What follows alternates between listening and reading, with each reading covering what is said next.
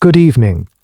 As you listen to the sound of my voice, you might begin to notice your breath deepening, slowing. Allow me to be your gentle guide tonight, effortlessly leading you through the peaceful landscapes of a very, very old land. A place of goldens and under brilliant blue sky, where a story isn't about grand pharaohs or hidden gold, but about something much smaller, much more intimate, and much more persistent. Before we drift too far, if you feel a connection to this place, you're welcome to leave a quiet like or subscribe. Think of it not as a task, but as leaving a soft footprint in the sand before you continue your journey inward. And if you feel so inclined, you can let me know in the comments what city you're listening from and what time it is in your corner of the world. It's a quiet comfort to know where these stories land. So, let the darkness be your blanket and the quiet be your friend. And with both by your side, let's step softly into the world I've prepared for you. The first thing you notice is the light. It's not the gentle, hazy light of a cloudy morning. It's an impossibly bright, white gold glare that presses in through the single, high-up window slit of your home. It's the kind of light that feels heavy, ancient. It is real presence.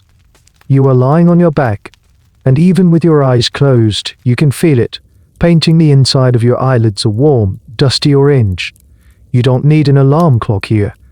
The sun god, Ra, is your personal celestial rooster, and he is never ever late. You stir, and the surface beneath you crackles softly. It's not a mattress. It's not a mattress. It's not a mat of woven reeds stretched across it. It's firm, surprisingly comfortable, and has supported you through countless hot nights. You slide your hand under your head to push aside your headrest, a simple, curved block of wood that cradles your neck, and use it up. The air in your small, one-room house is thick and still. It smells of baked mud, of the faint, lingering smoke from last night's cooking fire, and of dust. An eternal, ever-present dust that coats everything in a fine, pale film. Your home is made of mud bricks, a mixture of Nile mud, sand and straw, slapped into a wooden mold and left to bake in the ferocious sun. It's a technology so effective, so perfectly suited to this rainless climate, that it has been used for thousands of years. The walls are thick, and they do a decent job of keeping the worst of the daytime heat at bay, creating a pocket of relative cool in the mornings. You can hear the sounds of your neighbors beginning to stir. The soft scrape of a pot, a voice calling out, the braying of a distant donkey. And as you sit there in the quiet moment between sleep and the start of your day, you feel it. It's not a pain, not exactly. It's a vague unease, a low hum of fatigue that sleep has quite erased, a certain heaviness in your limbs. It's a feeling you've lived with for so long, it feels like a part of you, as natural as the warmth of the sun on your skin. You don't have a name for it. You just accept it. Some days are better, some are worse. Today, it's just a quiet, persistent background noise to your existence. A little hint that your body is not running at full capacity. Honestly, whose is? You stand and stretch, your bare feet soft on the cool, packed earth floor. Your to-do list for the day is simple: survive. A goal that sounds dramatic to a mind from the distant future, but for you, it's just Tuesday. There is water to be fetched, grain to be ground, and work to be done in the fields that shimmer in the distance. The entire world, your entire civilization, owes its existence to the delicate balance between the sun and the river. The sun, Ra, sailing across the sky in his divine bark, provides the energy, but it's a harsh, sterile energy on its own, one that bakes the land into a cracked desert. This is a key point of Egyptian life, so fundamental you don't even think about it. You see the sun not just as a ball of fire, but as a god on a journey, a divine being whose daily trip from sunrise to sunset is a cosmic drama of order conquering chaos. But you also know that his power is nothing without the water. Historians and archaeologists can reconstruct your home, they can analyze the grain you ate and the pottery you used. But they still debate the inner landscape of your mind. Were you happy? Did you feel a constant, low-level dread about the harvest, the tax collectors, the favor of the gods? Or was it a simple, profound faith that Ra would make his journey, the sun would rise, and life would go on? It's a silence in the historical record that you, in this moment, are filling. The primary feeling isn't existential dread or spiritual ecstasy, it's thirst. The heat is already beginning to build. The air outside your doorway is shimmering, and the vast silent expanse of the desert that stretches just beyond the fertile green belt feels like a sleeping beast. Every living thing in this land, every plant, every person, huddles close to the source. And so your gaze, like everyone's, eventually turns toward the great green ribbon of life that cuts through the endless gold, the river. You step out of your house, and the sunlight is a physical blow. It's so bright you have to squint, your eyes immediately watering. The world outside your door is a chaotic, vibrant scene. Neighbors are emerging from their own mud brick homes, which are all clustered together in a tight, organic maze of narrow alleyways. The layout of your village wasn't planned by some government committee with a ruler. It grew like a living thing, houses added as families expanded, creating a jumble of walls and passages that only a local could navigate. You know every twist and turn, every family, every noisy gaggle of children that will soon be chasing stray dogs through these very paths. You grab the heavy, clay water pot that leans against your outer wall. It's cool to the touch from the lingering night air. Hoisting it onto your shoulder, you join the slow but steady procession of villagers heading in the same direction. Towards the water, towards the Nile. As you walk, you pass by the fields. The land here is a shocking, brilliant green, a stark contrast to the pales, and that lies just a few 100 feet away. This is the Black Land, the Kemet, as you call it. It's a thick, dark, miraculous soil, deposited year after year by the river's annual flood. A little farther out, you can see the Red Land, the Deshret, the desert. It is the domain of chaos, of death, of everything that is not life. You live your entire life on a knife's edge between these two worlds. One is a gift from the gods, the other a hungry void. And the source of that gift is now coming into view. The Nile. It isn't just a river, a deity named Happy, often depicted as a plump, benevolent figure with a generous belly and a papyr's crown, symbolizing the abundance he brings. You see, this is a core belief for you and everyone you know. The river is a conscious, divine entity. The annual inundation, the flooding that deposits that life-giving silt, isn't a meteorological event. Happy is pleased. When the flood is weak, Happy is angry, and you will all go hungry. It's a very personal relationship. You finally reach the bank. The river is immense, a wide, slow-moving expanse of brownish-green water that glitters under the morning sun. The air here is cooler, thick with the smell of wet earth, decaying reeds and fish. Papyrus plants, with their strange, explosive-looking crowns, grow in dense thickets along the water's edge. A small fleet of skiffs, made from these very reeds, is moored nearby, bobbing gently in the current. You stand there for a moment, just watching. A fisherman pulls his simple craft through the shallows, his net ready. A group of women are already knee-deep, washing clothes by pounding them against a smooth, submerged rock. Children are splashing and shouting, their laughter echoing across the water. The river is the center of your community. It's your highway, your laundromat, your water cooler, your bathtub, and your playground. It is, in every sense of the word, the source of life. And this is where the picture, so serene and idyllic, begins to develop a dark undertone that you are completely, blissfully unaware of. Because while you see a benevolent god, the water you are about to collect is, in reality, a teeming biological soup. It's filled with human and animal wastes from every village upstream. It contains the runoff from fields, the remnants of animal carcasses, and a microscopic world of bacteria and viruses that your civilization has no name for. And it contains something else, something patient, something waiting. Here's a little secret that modern science knows, but you do not. Your beloved, divine river is the primary transmission vector for one of the most debilitating parasites known to the ancient world, schistosomes. Tiny, free-swimming larvae, released from a specific type of freshwater snail that thrives in the slow-moving shallows and irrigation canals, are currently wiggling through the water all around you. They are invisible to the naked eye, and they have one mission: to find warm-blooded skin. Archaeologists still argue about the exact prevalence and impact of this disease. Some believe that nearly the entire population living along the Nile was infected to some degree, making chronic ill health the normal state of being. Others suggest its impact varied dramatically by region and occupation. Was it a constant, universal plague or a more localized problem for farmers and fishermen? The mummies hold the clues, but the debate continued. But you don't know any of that. For you, the river is happy. It is pure. It is a gift. You see the children laughing, the fishermen casting their nets, the women at their work. You see a scene of communal harmony, of life as it should be. The river is your mother, your father, your provider. And she has embraced your people for thousands of years. You have no reason to suspect her, no reason to suspect her. No reason to think that her life-giving touch could also be the source of that vague, persistent tiredness you feed, that her waters could be delivering a slow, silent, debilitating curse. You see only the life.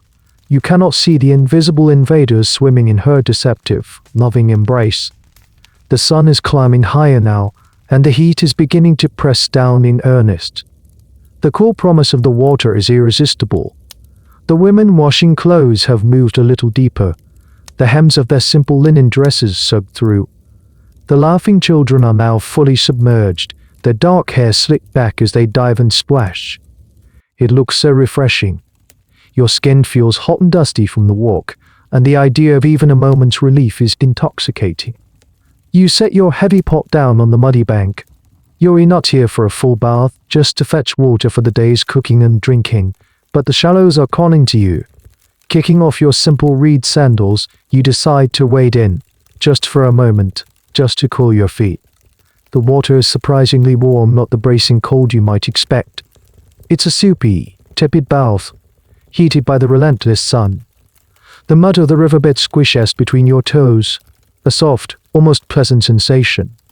You take a few more steps, the water swirling around your ankles, then your calves. You can feel the gentle but persistent pull of the current against your legs. All around you, the reeds rustle. A dry, whispering sound is the constant background music of the riverbank. A frog plops into the water from a nearby lily pad. A dragonfly with iridescent wings hovers for a second before zipping away. It's peaceful. This single, simple act, this careless dip, is a moment that will define the next chapter of your health, but you have no way of knowing it.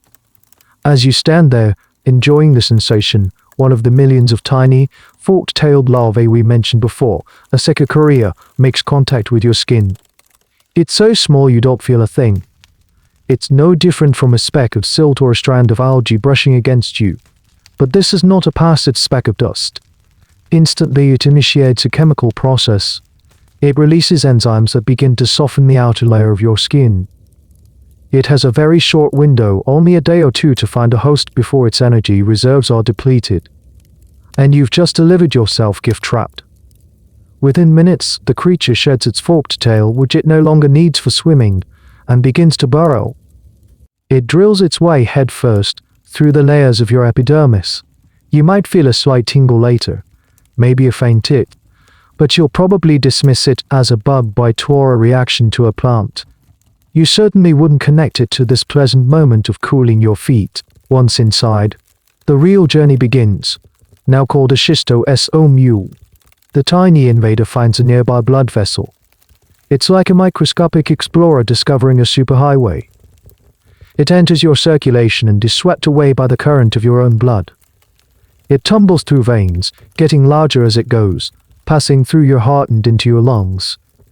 It's a perilous journey for the parasite. Your immune system is not completely helpless, but these creatures have evolved over millennia to be stealthy. One of their most clever tricks, a little piece of biological espionage, is that they coat themselves with proteins from your own blood. In effect, they create a camouflage, cloaking themselves in your own essence so that your body's defenders see them not as a foreign invader, but as you. From your lungs, the now maturing worm makes its way to your liver. This is its nursery, its staging ground. Here, it will grow into an adult, feeding on your blood, and most importantly, waiting for a mate. Because you almost certainly weren't infected by just one. That single, careless dip exposed your skin to dozens, maybe hundreds of these microscopic assassins. And in the warm, nutrient-rich environment of your liver, they will find each other. This is a bizarre little detail of their existence. The female worm is long and slender, while the male is shorter and stouter, with a groove running down his body. Once they find each other, the female tucks herself into this groove, and there they remain, paired for life. A life that can last for years, sometimes even decades, all while hidden deep inside your body. Now historians and paleopathologists have a special name for the signs of this infection they find on mummies' hematuria. It's a clinical sounding term for blood in the urine, which was one of the most common and visible symptoms. In fact, it was so common that some ancient Egyptian texts appear to treat it as a normal, albeit unpleasant, part of life, particularly for young boys. Some scholars even debate whether it was viewed not as a disease, but as a male form of menstruation, a strange and painful rite of passage, but that all comes later. For now, you know nothing of this. Your mind is not on biology or disease. You are simply enjoying the river. You bend down, dip your heavy pot into the water, and let it fill with the murky, life-giving liquid. You hoist it back onto your shoulder, the wet clay cool against your skin. You turn and wade back to the bank, leaving a trail of dark, wet footprints in the mud. You have what you came for, but you are leaving with far more than just a pot of water. You are carrying a secret passenger, a tiny, unwelcome guest that you just invited in for a lifetime stay. The days that follow are a blur of routine. Life in your village is dictated by the sun and the seasons, a cycle that has remained unchanged for generations. You wake, you eat, you sleep. The memory of that cool dip in the river fades into the background, just another small, pleasant moment in a life filled with them. But your body has not forgotten. Your silent, uninvited guest, or more accurately, guests, have been busy. About a week after your wade in the shallows, you start to notice something. It begins on your legs, the same skin that was submerged in the Nile's warm water. An itch. At first it's minor, easy to ignore. You scratch it absently while you're grinding grain or mending a fishing net. You assume it's the bites of sandflies or some other small, annoying insect that thrives in the riverside environment. It's just part of the fabric of life here. But this isn't going away. In fact, it's getting worse. The itch intensifies, becoming a persistent, nagging irritation. You look down at your shins and ankles and see a smattering of small, red bumps. The skin is raised and angry-looking. This is what modern doctors call seborrheic dermatitis or swimmer's itch. It's the localized allergic reaction of your skin to the invading parasites. Your body's first, failed attempt to repel the borders. Each one of those bumps marks a successful point of entry. You try the usual remedies. You smear a little mud on the rash, hoping the cool clay will soothe the inflammation. It helps for a little while. You crush some leaves from a plant your grandmother told you was good for calming angry skin and drop the juices on. Nothing seems to have a lasting effect. The itch is a constant companion now, a low-level torment that makes it hard to focus and phrase your patients. At night, you find yourself scratching in your sleep, waking up to find you've drawn blood. This initial visible symptom is a classic sign of the infection, yet it's also a red herring. It draws all your attention to your skin, making you think the problem is external. You have no way of connecting this surface-level irritation with the real invasion happening deep within your circulatory system. The real culprits have long since moved on from the point of entry. They've left this little calling card behind and are now comfortably established in your liver, beginning their grand project. This is where the parasite's life cycle reveals its truly insidious nature. Having matured and paired up in your liver, the happy worm couples now undertake their final migration. Their destination, the tiny veins surrounding your bladder and intestines. They travel against the flow of your blood, a remarkable feat of navigation, to reach these specific preferred locations. And here, they settle in for the long haul, anchoring themselves to the walls of your blood vessels. This is their new home, and their job for the rest of their multi-year lifespan is to produce eggs, and they are astonishingly good at it. A single female worm can produce hundreds of eggs every single day. That means you could have thousands, even tens of thousands, of new parasite eggs being pumped into your system on a daily basis. Now, here's a truly bizarre piece of biological detail. The eggs themselves are the real problem. They are armed with a sharp spine. The worm couple releases the eggs into your bloodstream, and the goal is for these eggs to move through the wall of your bladder or your intestine to be excreted in your urine or feces, and from there to get back into the water, where they will hatch and infect the snails, starting the whole miserable cycle over again. It's a brilliant if horrifying evolutionary strategy. Many of the eggs achieve this, but many do not. They are swept away by the bloodstream and become lodged elsewhere in your body. Your liver, your lungs, your spleen, and wherever an egg gets stuck, your body reacts. It recognizes the sharp, foreign object and triggers a massive immune response. It forms a hard, fibrous scar tissue around the egg to isolate it, creating what's called a granuloma. One granuloma is no big deal. But when you are being flooded with thousands of eggs a day, your organs slowly, progressively become packed with these hard little nodules of scar tissue. Your liver becomes lumpy and stiff. The walls of your bladder thicken and lose their elasticity. Historians often wonder about the psychological toll of ancient diseases. We can see the physical evidence on bones and mummies, but we can't measure the anxiety. Imagine having a chronic, painful, and inexplicable ailment. The inexplicable ailment. Is it a curse? Did I offend a minor god? Did a neighbor with a grudge pay a magician to place a hex on me? The academic debate on the prevalence of magical belief versus practical medicine is ongoing. But for you, the line is blurry. A sick body and a cursed soul feel like the same thing. For now, though, your focus is singular. It is on the relentless, maddening itch on your legs. The first physical sign that you are no longer the sole occupant of your own body. The curse of the perpetual itch is just the opening act of a very long, very quiet play being performed inside you. The rash on your legs finally, mercifully, begins to fade. After a couple of weeks, the redness subsides and the maddening itch dulls to a memory. You feel a sense of profound relief. Whatever small, angry spirit was tormenting your skin seems to have moved on. You made a small offering of a bread loaf and a sip of beer at the little household shrine dedicated to Bees, the dwarf god who protects the home from evil spirits. Maybe that did the trick. You feel like you've dodged a minor misfortune. But, as the external symptoms disappear, the internal drama is just ramping up. Weeks turn into a month, then two. A new set of feelings begins to creep in. A deep, unwearying fatigue settles over you. It's more than the usual tiredness from a day's labor. This is a profound lack of energy, a feeling of being perpetually drained. You also start to experience waves of abdominal pain, a dull, crampy ache that comes and goes without reason, followed by a light fever that leaves you feeling weak and sweaty. You don't connect these new, vague symptoms with the forgotten rash. Why would you? In your world, sickness is a mysterious and capricious thing.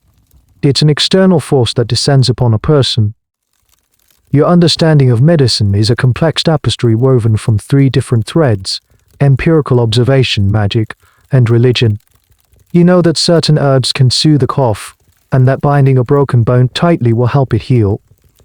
This is practical, observable medicine. But for anything that happens inside the body, anything you can't see, it falls into the realm of the supernatural.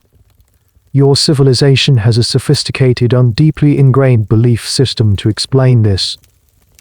The world is teeming with invisible forces and entities. There are the great gods, the powerful deities like Rondo Ceres who manage the cosmos. But there are also countless smaller spirits, demons, and the restless ghosts of the dead, the Mewtwo. Any one of these could be the cause of your suffering. Perhaps you accidentally disturbed a sacred place. Perhaps you failed to leave an adequate offering for a deceased ancestor. Or perhaps, as you suspect, a specific god is upset with you. You decide the most likely culprit is Sekhmet, the lioness-headed goddess of plagues and healing. She is a famously fierce and unpredictable deity. She can unleash pestilence upon the land with her fiery breath. But she can also be appeased, and her priests are known as powerful healers. It's a classic Egyptian concept, The entity that causes the disease is also the one who holds the cure. It makes a strange kind of sense. To fix the problem, you must appeal to the one who started it. So you blame the wrong god. You save up a small handful of copper rings, a form of currency, and make your way to the local temple.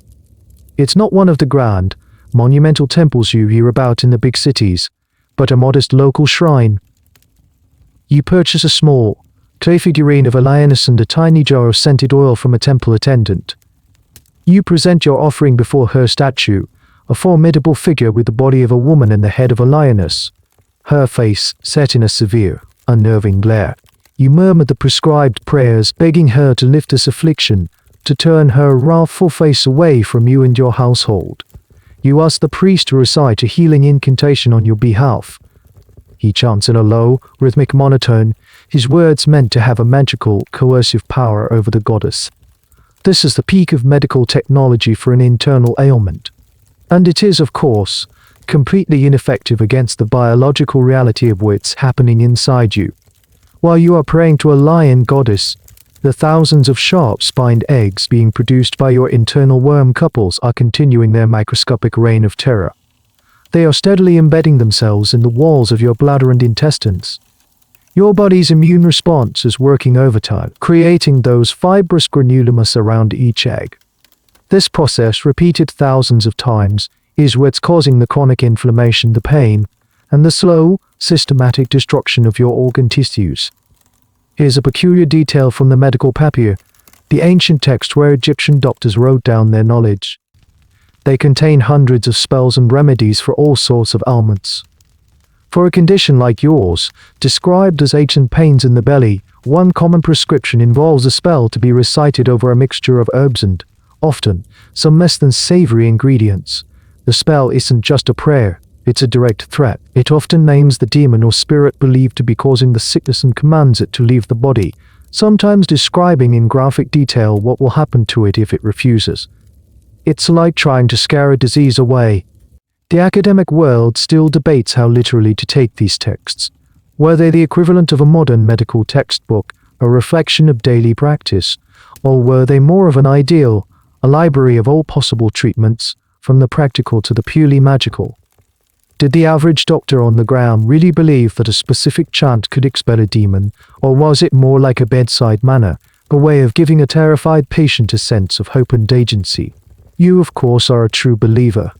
You leave the temple feeling a little lighter, a little more hopeful. You have appealed to the proper authority. Now you just have to wait for the notoriously cranky lioness goddess to have mercy on you. You have no concept of parasites, no idea that the enemy is not a divine force or malevolent spirit, but a pair of tiny, living creatures who have turned the inside of your body into their personal love nest. Your prayers to Sekhmet have, to your great disappointment, gone unanswered. The deep weariness remains, and the dull ache in your abdomen has become a familiar, unwelcome companion. Life, however, must go on. There are fields to tend and fish to be caught. And today, there is a small reason to celebrate. Your brother-in-law, a fisherman by trade, has had a good morning on the river. He has gifted you a beautiful Nile perch, its silvery scales still shimmering with the life of the water. This is a treat. While your diet is fairly monotonous, mostly bread, beer, onions, and whatever vegetables you can grow in your small garden plot, fresh fish is a welcome source of protein. You thank him profusely, take the fish, and head back to your home to prepare the evening meal. You scale it with a sharpened piece of flint, the scales flicking off in a shower of tiny, pearlescent discs. You gut it, cleaning the cavity by the doorway where the light is best. The whole process is second nature to you. Fish from the Nile have been a staple of the Egyptian diet for millennia. Tomb paintings, an almost encyclopedic visual record of daily life, are filled with vibrant scenes of men in reed skiffs casting nets, spearing fish, and bringing home their bountiful catch. You build up the small fire in the clay of an outside your door. Fuel is scarce, so you use a mix of dried reeds and cakes of dried animal dung, which burns surprisingly hot and slow. You season the fish with a little salt and some curry, and you trade it for at the market. Then, you lay it on a flat piece of pottery over the embers to cook. And here, in this most ordinary of domestic scenes, You are about to make another fateful mistake. Cooking methods are not an exact science for you. You don't have a thermometer. You judge when the fish is done by its smell, by the firmness of its flesh, and by how hungry you are. The outside of the perch is sizzling nicely, the skin crisp and G-up, and the smell is making your mouth water. Eager to eat, you decide it's done. You pull it from the fire and share it with your family. It's delicious. Flaky and tender, especially near the bone, where the flesh is still soft and slightly translucent. A little undercooked, perhaps, but it tastes wonderful. What you cannot see, nestled deep within the muscle tissue of that delicious fish, is another patient hunter. It's the larval stage of a different kind of parasite, the fish tapeworm. This creature has a life cycle as complex as the one currently thriving in your veins. Its eggs, passed from a human host, are eaten by small crustaceans in the water. These crustaceans are then eaten by fish, like your Nile perch. Inside the fish, the larvae migrate into the muscle and form a small, dormant cyst waiting for a mammal, like you, to come along and eat the fish either raw, as in your case, slightly undercooked. The heat from your fire killed the larvae on the surface of the fish, but it didn't penetrate deep enough to kill the ones hiding near the backbone. When you swallow that piece of tender, undercooked flesh, you are also swallowing a live larval tapeworm. Your digestive juices dissolve the cyst but don't harm the creature inside. It has been liberated, it huzzes into your intestine, and there it finds its paradise. It attaches its head, called a SCO-lex, to the wall of your small intestine. This SCO-lex is equipped with grooves or hooks that allow it to anchor itself firmly, and once it's locked in, it begins to do the one thing it was born to do: grow. A tapeworm is not like other animals. It doesn't have a mouth or a digestive system. It's a profoundly lazy and deficient creature. It simply absorbs the pre-digested nutrients from the food passing through your gut, directly through its skin. You are, in effect, eating for two now, but the second diner is a silent, ungrateful thief. And it grows, and grows. The body of a tapeworm is made of a series of repeating segments called proglottids. Each segment is essentially a self-contained reproductive factory, capable of producing thousands of eggs. New segments grow from the neck, just behind the head, pushing the older ones further and further down the chain. A fish tapeworm living in a human host can grow to an astonishing length, up to 30 feet, or 9 meters, all coiled up inside your intestines. This specific tidbit is something that gives even seasoned paleopathologists a moment of pause: the sheer size of these things. While it's rare to find a whole, preserved tapeworm, they have found the calcified eggs in the guts of mummies time and time again. These discoveries are the smoking gun, proving that these massive parasites were a common feature of the ancient Egyptian digestive tract. For every fish meal, there was a roll of the biological dice. Academics still debate the true nutritional impact. For a well-fed person, a single tapeworm might be a minor inconvenience, perhaps causing some vitamin B12 deficiency.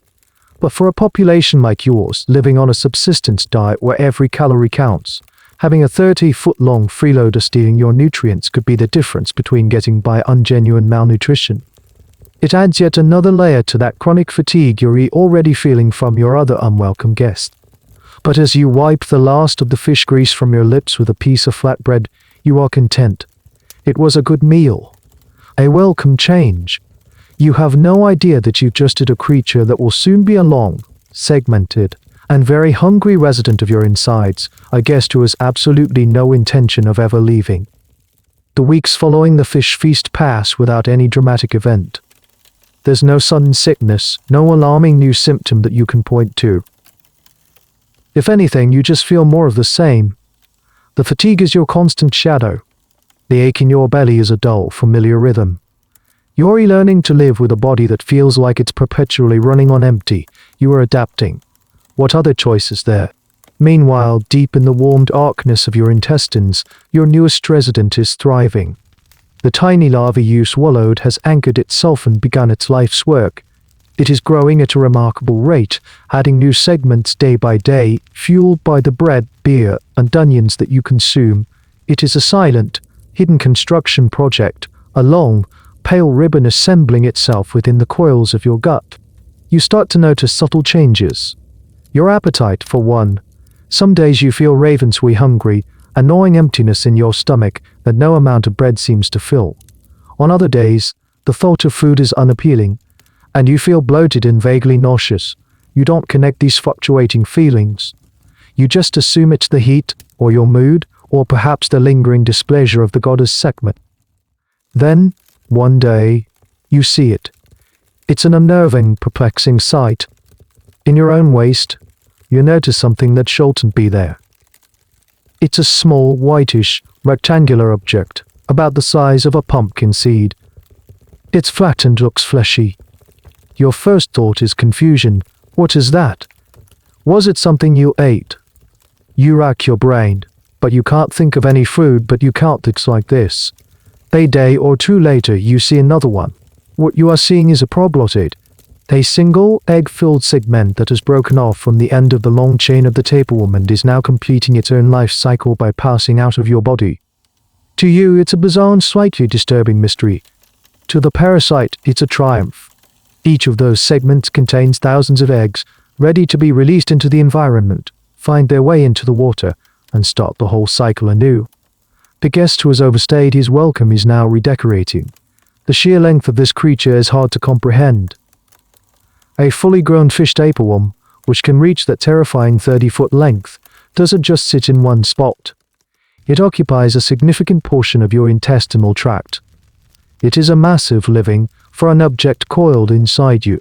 This is a detail that ancient Egyptian doctors may have actually known about in a way. The Ebers Papyrus, one of our most important medical documents from ancient Egypt, contains remedies for worms in the belly. One famous prescription is for a concoction of pomegranate root water and some other herbs to be drunk by the patient. Modern science has shown that pomegranate root contains alkaloids that can actually paralyze a tapeworm, causing it to detach from the intestinal wall and be expelled. They knew something was in there, and they even had a treatment that remarkably might have sometimes worked. However, getting access to such a specific remedy would be difficult and expensive. You are not a wealthy noble who can consult the high-level physicians who wrote the papyrus. Your local healer is more likely to rely on a mixture of less effective herbs and powerful magical spells. The idea of a physical worm is probably less potent in your village than the idea of a consuming demon. The presence of the tapeworm also begins to have a more direct nutritional cost. It has a particular fondness for vitamin B12, absorbing vast quantities of it directly from your gut before your body has a chance to. This leads to a specific type of anemia, different from the iron deficiency anemia caused by the blood loss from your schistosomiyces infection. So now you have two different biological mechanisms making you tired and weak. One is stealing your blood, the other is stealing your vitamin. They are a devastating one to punch to your overall health. This concept of parasitic load is something modern epidemiologists study, but for you, it's a lived reality. You are not just a host to one parasite, you are an ecosystem, a walking menagerie of unwelcome creatures, all competing for your resources. There's an ongoing debate among historians about the general health of the ancient Egyptian population. Early, romanticized views saw them as a strong, vital people who built the pyramids. But the accumulating evidence from mummies and skeletons paints a much grimmer picture, a population riddled with parasites, suffering from malnutrition, dental problems, and stunted growth. Was the average Egyptian a robust builder of empires, or a chronically ill person just trying to make it through the day? The truth, as is often the case, is probably somewhere in the middle, and depended heavily on your social status and where you live. But for you, sitting outside your mud brick house, feeling that familiar gnawing in your belly, the academic debate is meaningless. You just know that you feel weaker than you used to. You see these strange, seed-like things and have no explanation. There is a long, living thing inside you, a freeloader of epic proportions, stealing the very nourishment from your food. And you have no idea it's even there. Life has settled into a new, weary normal. You are an unwilling host to at least two different internal thieves, and the cumulative effect is a constant, low-grade misery. You are always tired, but you are also a survivor. You push through. There are joys to be found, even in a life of hardship. And one of those joys is a festival. It's a local celebration in honor of a minor harvest god, and the whole village is buzzing with a rare celebratory energy. For one day, the relentless toil of daily life is set aside. There is music, dancing, and most importantly, feasting. The local temple has provided loaves of fine white bread, a luxury compared to your usual coarse, sandy loaves. And the headman of the village has done something truly extravagant. He has arranged for the slaughter of a pig. Now, pork is a complicated food in your culture. It's not something you eat every day, or even every month. For most of the year, pigs are seen as somewhat unclean animals. They are scavengers, eating anything, and some religious texts associate them with the god Set, the chaotic and destructive brother of Osiris. In some contexts, the pig is a symbol of evil. Priests, for instance, are generally forbidden from eating it. But in other contexts, especially in local folk traditions on festivals, pork is a delicacy. A rich, fatty, and delicious treat reserved for special occasions. It's a food of the common people, not the elite. And today is a special occasion. The smell of roasting pork fills the entire village, a scent so rich and savory it makes your head swim. You watch as large cuts are cooked over open fires, the fat dripping and sizzling, sending up plumes of fragrant smoke. When the time comes, you are given your portion, a chunk of roasted meat, greasy and wonderful, served on a piece of flatbread. It's the richest thing you've eaten in years. You devour it, savoring every mouthful. The fat melts in your mouth, a burst of pure, decadent energy. It feels restorative, a powerful antidote to the blandness of your daily diet. Once again, in a moment of communal joy and rare indulgence, you have stumbled into another biological trap. Just like the undercooked fish, this celebratory pork carries a hidden danger, a microscopic passenger of a particularly nasty variety. This is the larval form of trichinella, a type of roundworm that lives in the muscle tissue of pigs. The animal itself becomes infected by eating scraps of meat or garbage containing the larvae. The worms then set up shop in the pig's muscles, forming tiny, coiled dormant cysts. They are invisible to the naked eye. The cooking process for the feast was not meticulous. With such a large animal and a celebratory, chaotic atmosphere, some parts of the meat were inevitably cooked less thoroughly than others. The piece you ate, so delicious and juicy, was not heated enough to kill these microscopic, coiled invaders.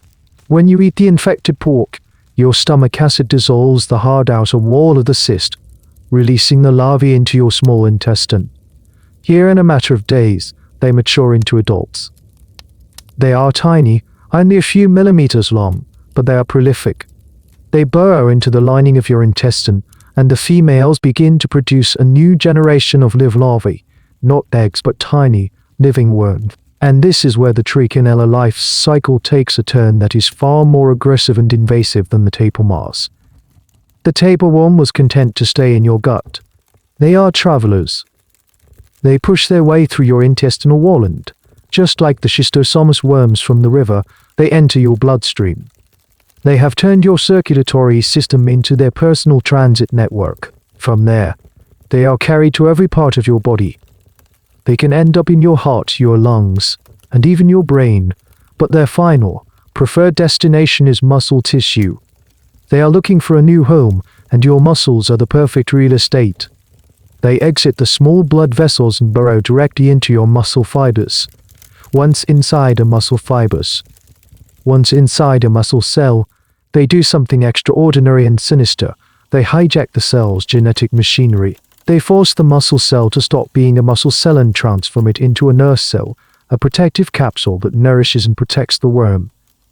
The worm then coils up inside this self-made living shelter and enters a dormant state, waiting, just like in the pig, for you to be eaten by another carnivorous animal to continue its life cycle, an evolutionary dead end in your case, but a disaster for your body. Here's a quirky, rather grim detail for you. Mummification, the process of drying the body with natron salt, is excellent at preserving many things. It preserves skin, bones, and even the calcified eggs of parasites like schistosomus. But it is very bad at preserving muscle tissue. The process liquefies and drains away most of the soft tissues. This means that while we have overwhelming evidence for schistosomes in mummies, finding direct evidence of trichinella, those little coiled worms in the muscles, is incredibly rare and difficult. This has led to a long-standing debate among experts. Some argue that because pork was eaten, and because trichinella is a common pig parasite, it must have been a major problem for the ancient Egyptians. Others argue that the lack of direct physical evidence from mummies means it might have been rarer than we assume. It's a frustrating puzzle. Was this muscular invasion a widespread scourge or a niche disease? For you, this academic question is about to become painfully, physically real. You've enjoyed your rare feast. You feel full and satisfied, but you have just unleashed a microscopic army into your bloodstream. An army that is about to launch a full-scale invasion of your entire body. The joy of the feast fades quickly. A day or two after the celebration, you are hit with a sudden and violent sickness. It's not the familiar dull ache or the creeping fatigue. This is acute. You are struck with stomach cramps more intense than any you felt before, followed by nausea and diarrhea. It feels like your insides are being twisted into knots. You assume you simply ate too much rich food. Your body, accustomed to a diet of plain bread and vegetables, is just reacting to the sudden influx of fattened meat. Your neighbors who also partook in the feast are complaining of similar, though perhaps less intense, stomach troubles. It's a shared misery that confirms your diagnosis, a simple case of overindelicin. You ride it out, drinking water and eating very little. After a few days, the worst of the digestive distress subsides. You feel weak and hollowed out, but you believe the ordeal is over. You are wrong. That first violent sickness was just phase 1. It was the body's reaction to the thousands of tiny adult worms burrowing into the lining of your intestine and releasing their offspring. Now, phase 2 is about to begin. The larval army, that new generation of microscopic worms, has been traveling through your bloodstream, and now they are arriving at their destinations. They are beginning their invasion of your muscles. About a week after the feast, a new kind of pain begins. It starts in your calves and your arms. It's not a cramp, it's a deep, burning ache. A fire in the flesh. It feels like your muscles are being stretched and torn from the inside out. Over the next few days, the pain spreads. It moves into your shoulders, your back, your neck. Even the muscles of your jaw and face begin to ache with a strange, fiery intensity. Your body swells. Your eyelids become puffy, your face looks bloated. You develop a low-grade, persistent fever and a general feeling of profound illness. Moving is agony. Every step sends a shockwave of pain through your legs. Lifting a water pot feels like an impossible feat of strength. You are, for all intents and purposes, crippled by an invisible torment. This is trichinosis, the disease caused by the migrating larvae. Each one of those burning hot spots of pain is the site of a tiny worm burrowing into a muscle fibrand, forcing it to become its personal life support system. Your body is fighting back, of course. The invasion triggers a massive inflammatory response, which is what causes the swelling and the searing pain. You are in the midst of a full-blown war being waged in every major muscle of your body. You are terrified.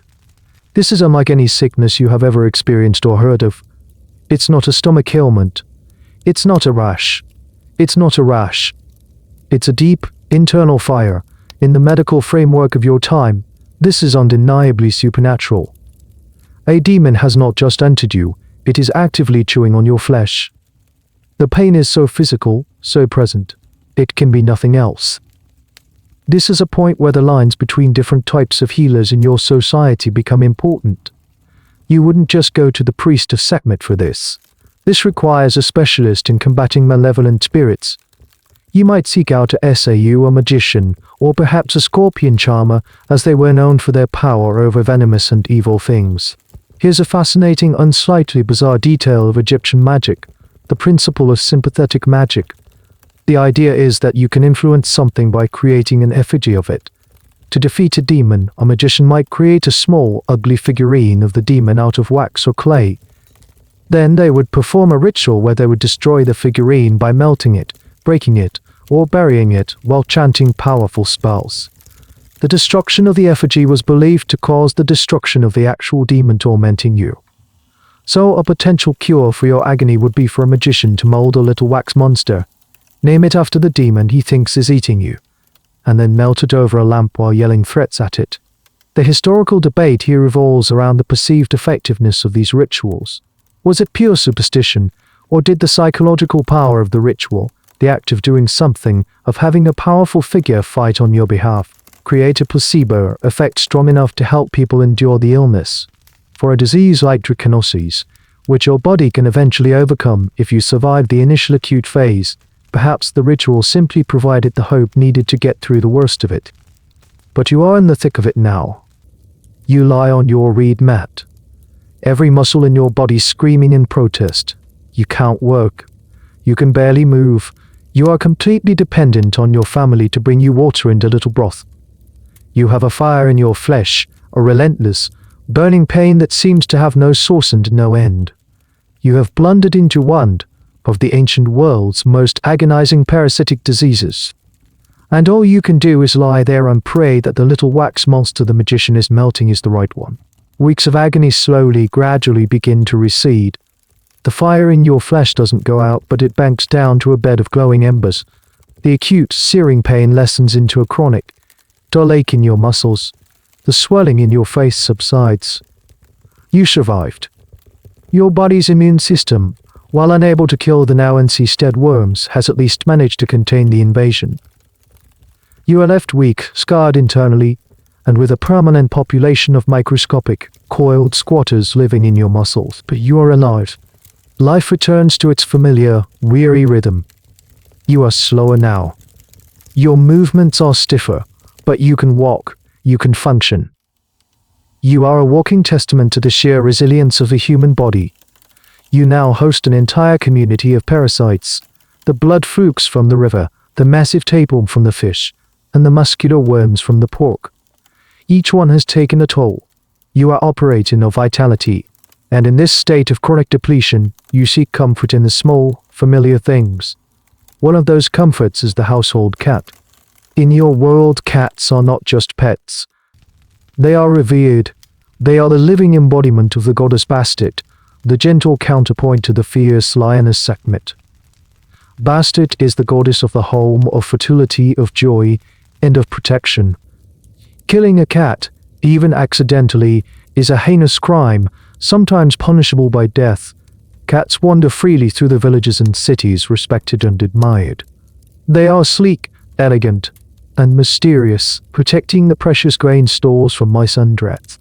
Your family has a cat, a slender, sandy-colored creature with elegant green eyes.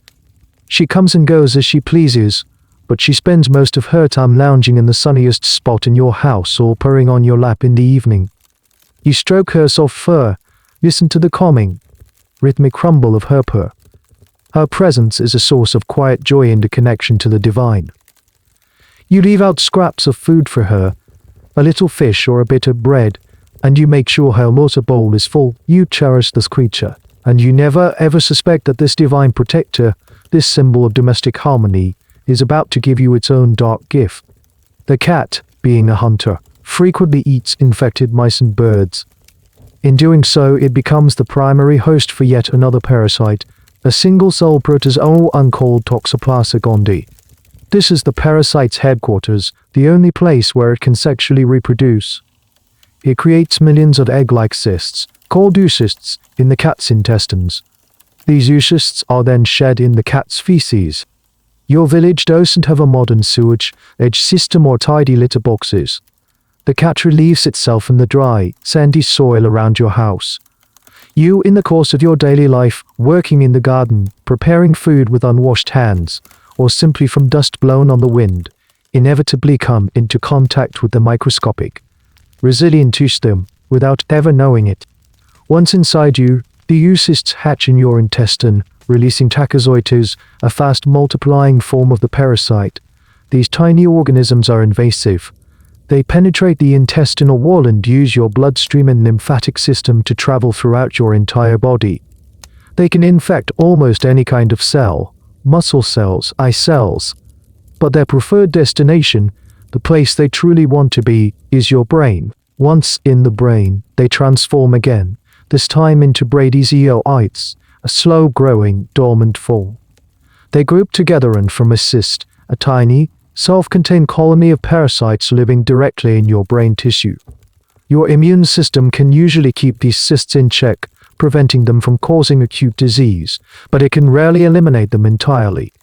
So they remain there for the rest of your life. And permanent settlement of parasites in the very organ that produces your thoughts, your fears, and your personality. This is a wild and fascinating corner of parasitology that scientists are still uncovering today. The parasite Toxoplasma gondii seems to have an almost sci-fi ability to manipulate the behavior of its intermediate hosts, like rats. A rat infected with Toxoplasma loses its natural, healthy fear of cats. In fact, some studies suggest it becomes attracted to the smell of cat urine. This is a brilliant evolutionary strategy for the parasite, by making the rat reckless and drawn to its predator. The parasite increases the chances that the rat will be eaten by a cat, allowing the parasite to complete its life cycle. This leads to a deeply unsettling question, one that is the subject of ongoing scientific and academic debate. If the parasite can alter the behavior of a rat's brain, what does it do to a human's? Studies have suggested potential links between chronic toxoplasma infection and subtle shifts in human personality. Some research points to increased risk-taking, a reduction in fear, and changes in traits like agreeableness or neuroticismus. The idea that a microscopic creature from your beloved pet could be subtly tweaking the knobs and dials of your personality is a profoundly creepy concept. You, of course, know nothing of this. You are stroking your beautiful, divine cat, feeling a sense of peace and connection. You clean the area around your house, you work the soil, you live your life. You have no idea that the cat's sacred status, the very thing that makes you cherish it, has created the perfect environment for this particular parasite to thrive and to make the leap into its human protectors. The divine cat, the guardian of your home, has just delivered a silent, invisible invader directly into your mind. The seasons turn, the sun beats down, the river rises, the river falls. Your life, with its new baseline of chronic aches and weariness, continues.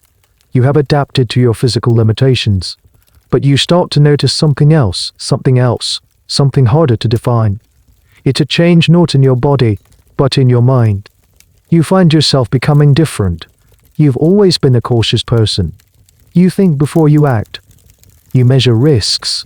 It's a necessary trait for survival in a world of droughts, floods, and capricious gods. But lately, you feel a strange new current running through you, a subtle shift in courage. It starts with small things. An argument with a neighbor over a straying goat. Normally, you would let it go, avoid the conflict. This time, you stand your ground, your voice sharper and more forceful than you expect. You feel a flush of adrenaline, a surprising lack of fear at the confrontation. Later, you wonder at your own boldness. Then, a few weeks later, you are helping to repair a wall on a neighbor's house. It requires climbing a rickety wooden ladder. In the past, you would have been hesitant, carefully testing each rung. Today, you find yourself scrambling up it without a second thought, a sense of breezy confidence replacing your usual caution. You feel a little reckless, a little daring.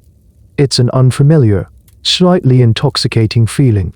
You don't recognize yourself. Your family members might even comment on it. You seem bold today, your spouse might say, with a mixture of surprise and concern. You just shrug it off. Maybe you're just tired of being tired. Maybe you've decided life is too short to be timid. You invent a psychological reason for a biological phenomenon. Because what you are experiencing may well be the work of your newest, most intimate invader, Toxoplasma gondii. The microscopic cysts that have taken up residence in your brain are not entirely dormant. They are not just inert lumps of tissue. They are subtly altering the chemistry of your brain. Modern science suggests that the parasite can affect the production of dopamine, a neurotransmitter associated with reward, pleasure, and, crucially, risk-taking behavior. You have become the human equivalent of the rat that is no longer afraid of the cat. The parasite's ancient evolutionary programming, designed to make an intermediate host reckless and more likely to be eaten by a feline predator, doesn't know or care that you are a human. It just runs its program. It is a puppet master, pulling on strings you don't even know exist. Your newfound courage isn't a character development. This theory that toxoplasmy can alter human personality is at the forefront of parasitological research, and it remains a topic of intense scientific debate. The effects are subtle and hard to measure. Is it the parasite, or is it 1,000 other environmental and psychological factors? Correlation is not causation, as scientists constantly remind themselves. Yet the evidence is tantalizing and deeply spooky. To think that a significant portion of the world's population, who are carriers of this parasite, might be having their behavior subtly guided by a single-celled organism is the stuff of science fiction. In your world, there's no framework for this at all. If you think about the change, you might attribute it to your maturing character, or perhaps the influence of a bold and courageous god. Your culture is full of stories of gods and goddesses who embody specific traits.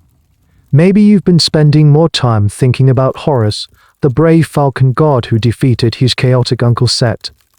Perhaps you feel his divine influence in your spirit. Here's a peculiar, related detail from Egyptian beliefs. They had a complex view of the self made up of many parts: the Ka, the physical body; the Ka, the life force; the Ba, the personality; and the Shot, the shadow, among others. Your Ba was often depicted as a human-headed bird, and it was the part of you that could travel outside your body, especially after death. It was the essence of your unique personality. The idea that an external organism could invade and alter your Ba would be a terrifying concept, a form of spiritual violation. But you don't make that connection. You are simply living with the results. This new boldness might even be useful at times. It might push you to ask for a better price at the market or to take on a task you would have shied away from before. But it's a phantom courage. It's not truly yours. It's a side effect of an infection, a subtle manipulation by a creature whose only goal is to get back inside a cat. You stand by the riverbank one evening watching the sun dip below the horizon, painting the sky in fiery shades of orange and purple. You feel a strange sense of restless energy. The world seems less intimidating than it used to. You feel capable. You have no idea that this feeling isn't coming from your heart or your spirit. It's a whisper from a tiny colony of invaders who have set up a permanent outpost in your mind. Your body is a mess. Your mind is being subtly reprogrammed. You are chronically tired, your muscles ache, your personality is slowly being rewritten by a protozoan. You have good days and bad days, but the overall trend is a slow, downward slide. Eventually, you decide you cannot simply live with this anymore. The home remedies and the prayers to Sekhmet have failed. It is time to seek professional help. The doctor in your time and place is a figure of immense respect and some trepidation. He is not a man of science in the modern sense. He is a blend of priest, magician, and herbalist. The most esteemed doctors, the ones who serve the pharaoh and the elite, are highly educated scribes who have studied the ancient medical texts, like the Ebers Papiers and the Edwin Smith Papiers. Your local physician is likely a more practical, less scholarly man whose knowledge has been passed down from his master. You find him in a small, designated chamber near the local temple, a space that serves as his clinic. The air inside is thick with the scent of dried herbs, minerals, and incense. Jars of various ingredients line the shelves: dried roots, powdered minerals, pieces of animal jerky, and things you can't quite identify. The doctor is a stern-looking man with watchful eyes. He asks you to describe your ailments. You do your best. You tell him about the profound weariness, the feeling that your strength has been stolen. You describe the dull, cramping pain in your belly and the strange aches in your muscles that never fully went away. You might even mention the unnerving, seed-like things you've seen in your stool, though it's an embarrassing topic. You don't mention the change in your personality. It doesn't seem like a physical symptom. The doctor listens intently, nodding. He does not ask to take your temperature or listen to your heart. His diagnostic tools are his eyes, his ears, and his vast, inherited knowledge of what afflicts the human body. He might press on your abdomen, feeling for areas of hardness or tenderness. He looks at the color of your skin and the whites of your eyes. To him, your collection of symptoms points to a classic case of a classic case of being invaded by malevolent forces. His diagnosis will not be schistus mesans or echinosis. It will be something far more evocative. He might diagnose you with an affliction caused by Wikhu, a concept that is central to Egyptian medical theory. Wikhu is a substance, a sort of invisible, toxic residue believed to arise from undigested food in the gut and spread throughout the body, causing all manner of diseases, from abscesses to fevers. It's their version of a unified theory of disease. His explanation is a mix of the quasi-physical and the deeply magical. He tells you that your body is filled with this putrefying essence, and it is also being targeted by a specific demon, perhaps the one named Daha or Sami. The combination of the internal filth and the external demonic attack is the source of your suffering. Now it's time for the cure, and this is where things get truly alarming from a modern perspective. The doctor's approach is twofold. He must purge the Wikhu from your body, and he must exorcise the demon. This will require a prescription. He turns to his shelves of ingredients and begins to mix a concoction. This is a well-documented aspect of Egyptian medicine. Their pharmacopoeia was vast and, to our eyes, utterly bizarre. It was a chaotic mix of things that might have worked, things that were harmless placebos, and things that were actively dangerous. A prescription could include recognizable botanicals like honey, which has genuine antibacterial properties, or willow, a source of aspirin-like compounds. But it could just as easily include lizard blood, fly specks, or moisture from a pig's ear. And here's a truly strange detail: they were great believers in the power of feces. Not just any feces, but specific types for specific ailments. The dung of a pelican, a crocodile, or a gazelle might all feature in different remedies. The logic behind this is a subject of great debate among Egyptologists. Was it sympathetic magic? A strong crocodile can fight off a disease. Was it some kind of primitive observation that mold growing on dung sometimes had healing properties, a proto-antibiotic? Or was it just a case of this smells so awful, it must be powerful enough to scare away a demon? We still don't really know. The doctor grinds several ingredients together with his stone pestle and mortar, mixing them with a little beer to form a sludge. He charts a quiet incantation as he works, words of power meant to imbue the medicine with magical potency. The spell is as important as the ingredients themselves. He hands you the small, clay pot of medicine. The smell is challenging. He gives you strict instructions. You are to drink this foul-smelling brew every morning for a week. He also gives you a small, carved amulet to wear around your neck to protect you from the demon's influence. His work is done. The doctor will now see his next patient. You thank him, leave a small payment of grain or cloth, and walk out into the bright sunlight, clutching your pot of medicine. You have placed your faith in the expert. You have a diagnosis, you have a prescription, you have a plan. You feel a surge of hope. But the cure you've just been given is at best a powerful laxative that will leave you feeling even more dehydrated and weak. It's a cocktail of new bacteria and contaminants that will only add to your body's already overwhelming burden. You go home with your little clay pot of hope. The next morning, as the sun begins to heat the air, you stare at the concoction the doctor gave you. It's a thick, grayish-brown sludge, and the smell is even worse than you remember. It's a truly awful aroma, a combination of bitterness, decay, and something vaguely swampy. But you are desperate. You hold your breath, pinch your nose, and swallow it down. It's gritty and vile, and you have to fight the immediate urge to bring it back up. You repeat this ritual every morning for a week as instructed. The effects are dramatic. The potion is a powerful purgative.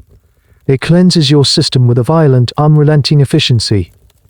You spend a good portion of your week feeling weak, crampy, and miserable, never straying too far from the simple toilet set up in a corner of your yard, a clay pot set into the ground. You are being purged of the evil Wikhu, just as the doctor promised. From your perspective, something is definitely happening. The sheer physical violence of the reaction must be proof that the medicine is working, that it is powerfully fighting the sickness inside you. From a modern medical perspective, you are simply being subjected to a brutal, dehydrating laxative that is flushing out your system, depleting your electrolytes, and offering absolutely no benefit against the parasites firmly anchored in your blood vessels, muscles, and intestines. But what exactly is in this horrifying brew? While the exact recipe is the doctor's secret, let's say it contains one of the more infamous ingredients from the Egyptian medical texts, crocodile dung. Yes, you read that right. The Ebers Papiers and other medical documents list crocodile dung as a legitimate ingredient in various remedies, particularly in poultices and pessaries, often for gynecological uses. The logic is, as usual, a mystery wrapped in an enigma. Here's a quirky and frankly disgusting detail. Some Egyptologists have theorized that the use of crocodile dung, which has a highly alkaline pH, might have had a mild spermicidae effect. So, in a strange, roundabout way, these ancient doctors might have accidentally created a form of contraceptive that was smelly, unhygienic, but possibly, just possibly, effective. This is, of course, a theory and a subject of much debate, but for your internal ailment, it's being used for a different purpose. Perhaps the logic is that a crocodile is a creature of immense power and ferocity, a denizen of the very river that brings both life and danger. By ingesting a part of the crocodile, you are taking some of its power into yourself, helping your body fight off the invading demon. It's a transfer of essence. It makes perfect sense in a world governed by sympathetic magic. It makes zero sense in a world governed by biology. The dung is teeming with its own ecosystem of bacteria, fungal spores, and other delightful microbes. You are essentially fighting a parasitic infection by introducing a host of new potential pathogens into your already compromised gut. It is a truly awful prescription. By the end of the week, you are exhausted and hollowed out.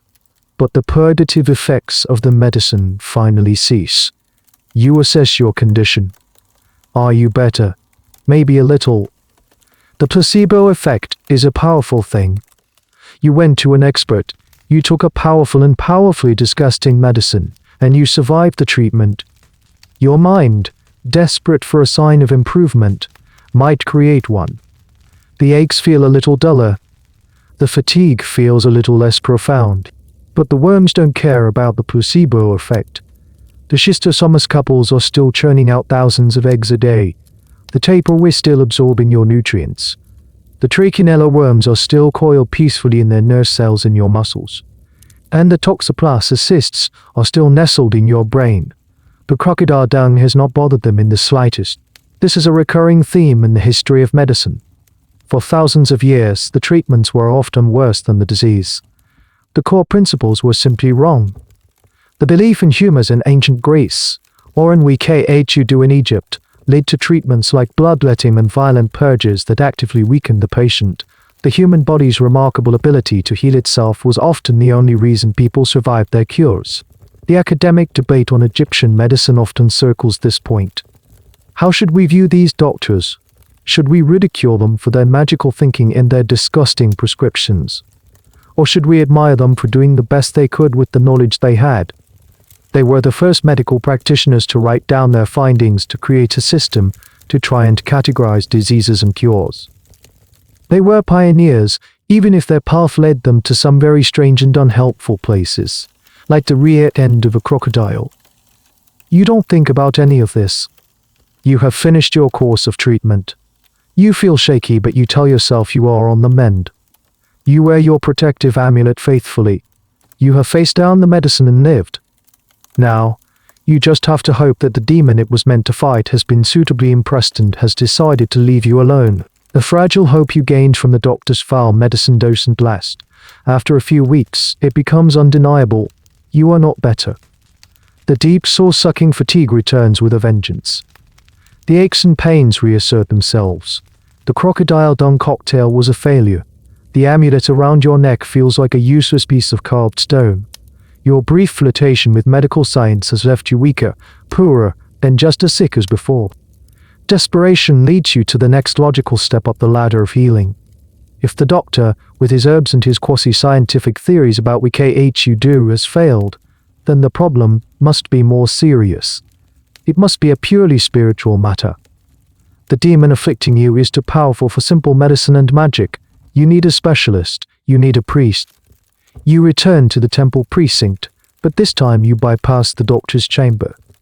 You seek out one of the higher-ranking priests, a man known for his wisdom and his direct line to the gods. This kind of consultation is expensive. It costs you a significant portion of your family's stored grain, but what choice do you have? The priest listens to your story, his face grave. He listens to the tale of your symptoms, your chronic suffering, and the failure of the physician's cures. He nods slowly. To him, this is a clear and familiar story. The physician deals with the body's physical pollutions, the weak to do. But when that fails, it means the root of the problem is a spiritual entity of significant power. Your body has become a battlefield, a contested territory. His diagnosis is swift and certain. You are possessed. Not in a dramatic, head-spinning way, but in a slow, consuming fashion. An evil entity, a netjera, a great demon, has taken up residence inside you. It is not just attacking you, it is actively living within you, gnawing on your life force, your core. The pains you feel as your essence being drained away. This is a terrifying diagnosis, but in a way, it's also a relief. It gives an aim and a shape to your suffering. It's not just a random, meaningless illness. It's a battle against a specific enemy. And if there is an enemy, there can be a strategy to defeat it. The priest's prescription is not a vile concoction in a clay pot. It is a ritual, a powerful, elaborate exorcism. He explains that they must identify the demon and then use the power of the gods to drive it out. The ritual will involve sacred incantations, offerings, and perhaps the use of a ritual object. Here we come to a fascinating aspect of Egyptian religion, the sheer specificity of their demons. They didn't just have a generic concept of evil spirits. They had a whole bestiary of them, catalogued and named. There were demons who lurked in the water, demons of the desert, demons associated with the darkness of night, and demons who caused specific diseases.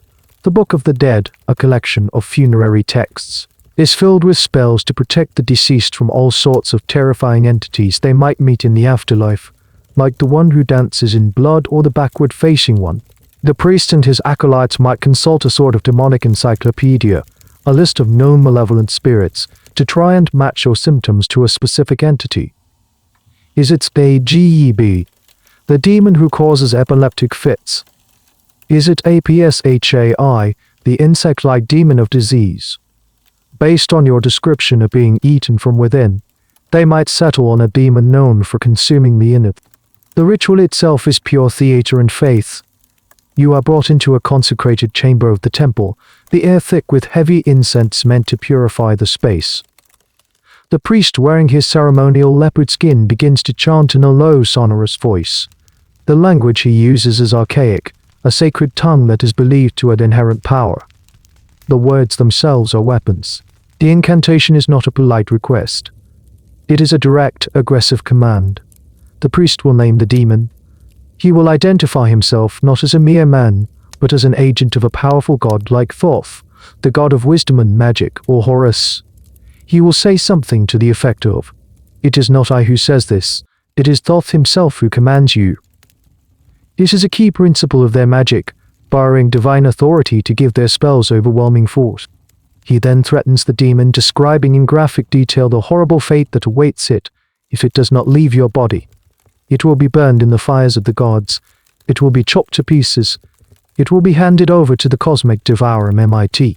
The debate among historians of religion is whether the priests truly believed they were talking to a literal, sentient demon, or if they understood this as a powerful form of psychological therapy for the afflicted. Was it faith, or was it a highly sophisticated, ritualized placebo? Perhaps the distinction is a modern one. For them, the spiritual and the psychological were one and the same. You lie on the cool stone floor, the priest's powerful voice washing over you. The chanting, the incense, the solemnity of the ritual. It's an overwhelming sensory experience. You feel a strange mixture of care and hope. You can almost imagine the vile, unseen creature cowering inside you, reeling from the force of the priest's holy words. You are no longer alone in this fight. You have the power of the temple, the power of the gods themselves on your side. The ritual ends. The priest declares that the demon has been weakened, its hold on you broken. He gives you a new set of instructions, more offerings to make, specific prayers to recite daily. You leave the temple, drained and shaky, but with a renewed sense of purpose. You have faced the demons within, not with foul medicine, but with the divine power of the sacred word.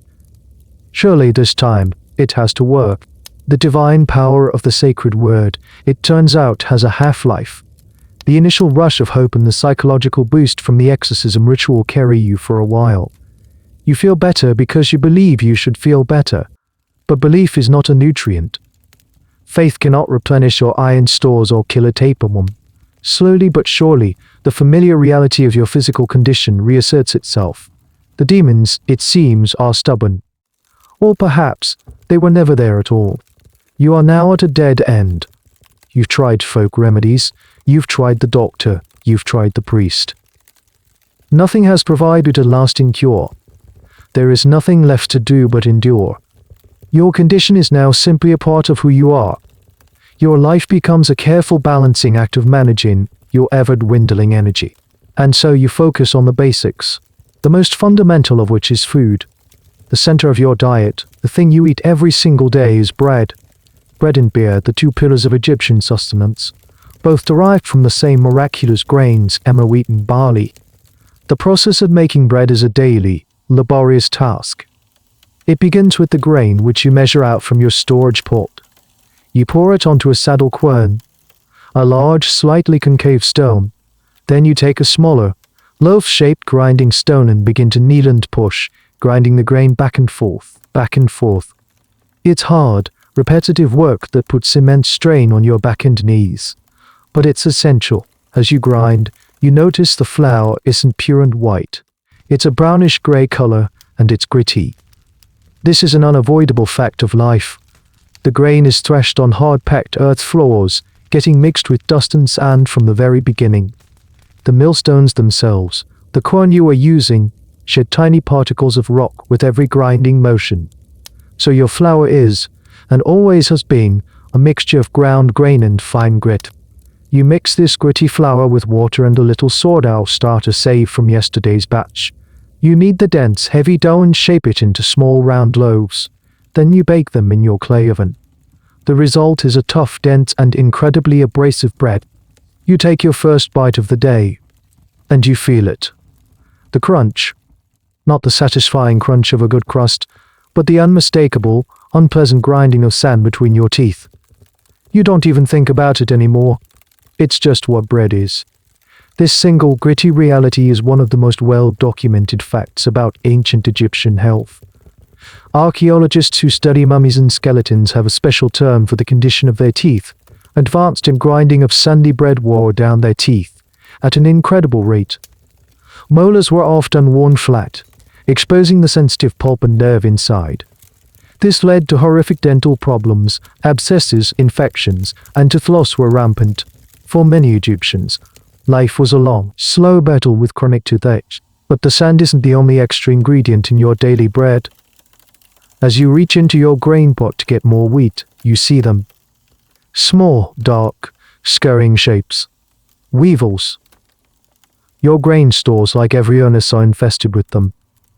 It's impossible to keep them out. You might try to pick out the worst of them, but it's a hopeless task.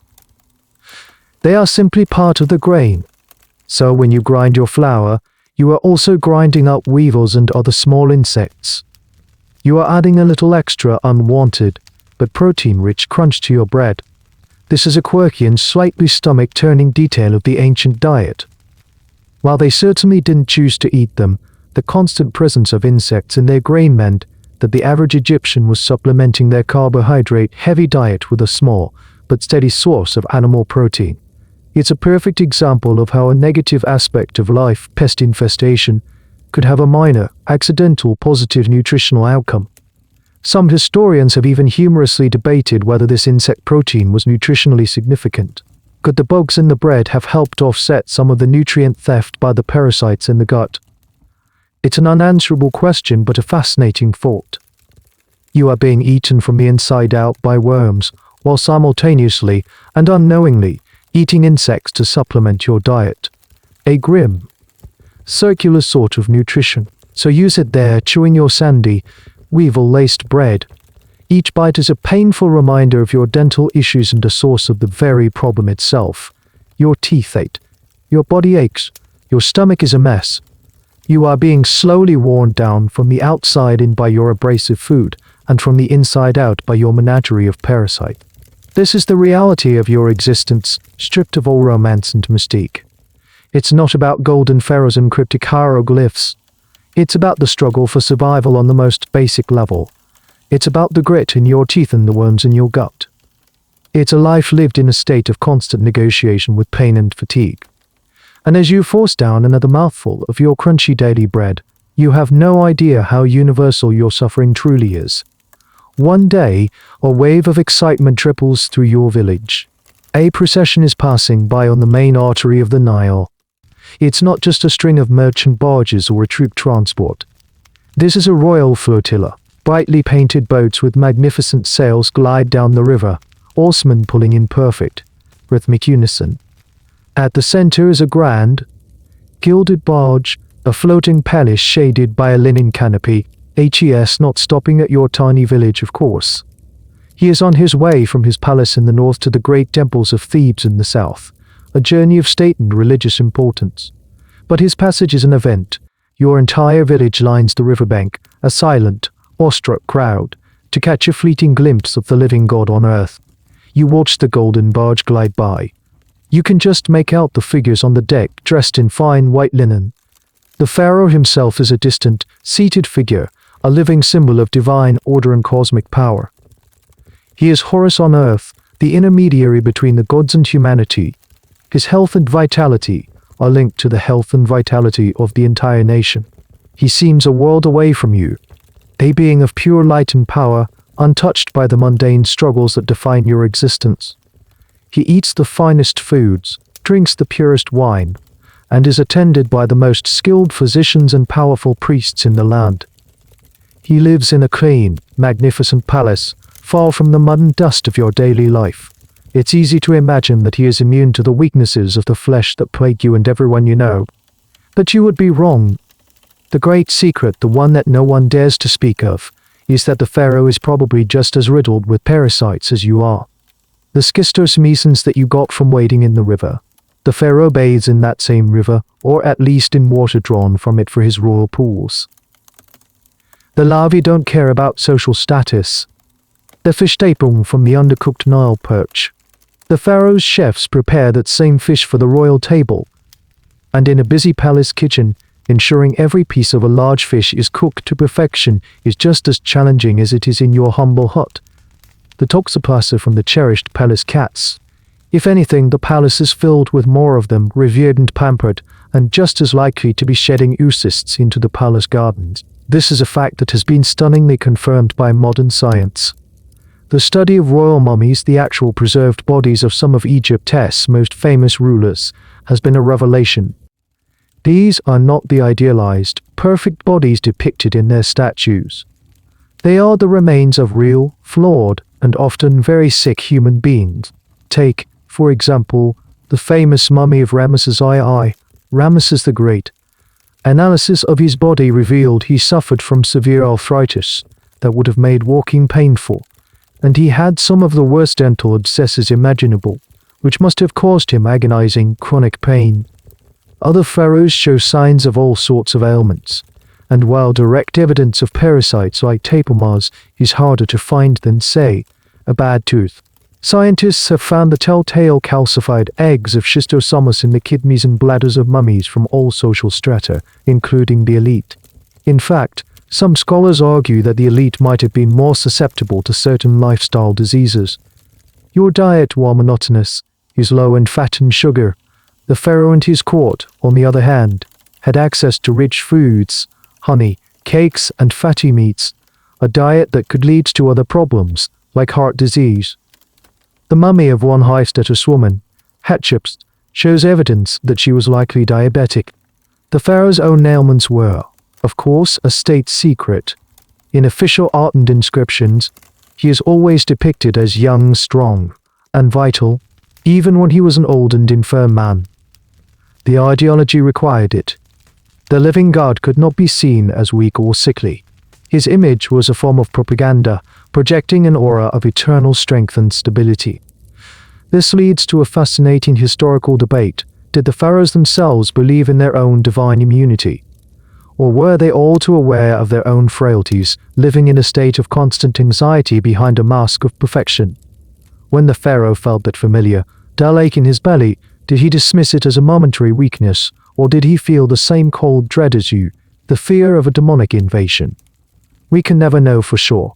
It's the gap between the public image and the private reality. One curious detail is the presence of walking sticks in so many royal tombs, including the tomb of the young king Tutankhamun. Over 130 staffs and walking sticks were found with him. For a long time, these were interpreted as symbols of authority, but more recent analysis of his mummy suggests he had a clubfoot and a degenerative bone disease, which would have made walking painful and difficult without assistance.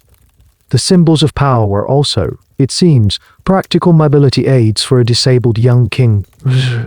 So as you stand on the riverbank shielding your eyes to get a better look at the distant, glittering barge, you are watching a fellow sufferer. He is wrapped in fine linen, and you are in coarse homespun. He lives in a palace, and you in a mud brick house. But inside, you are both likely hosting the same unwelcome guests. You are both subjects of the same microscopic, parasitic kingdom. The living god is scratching the same itches as you are, and that is perhaps the most well-kept secret in all of Egypt.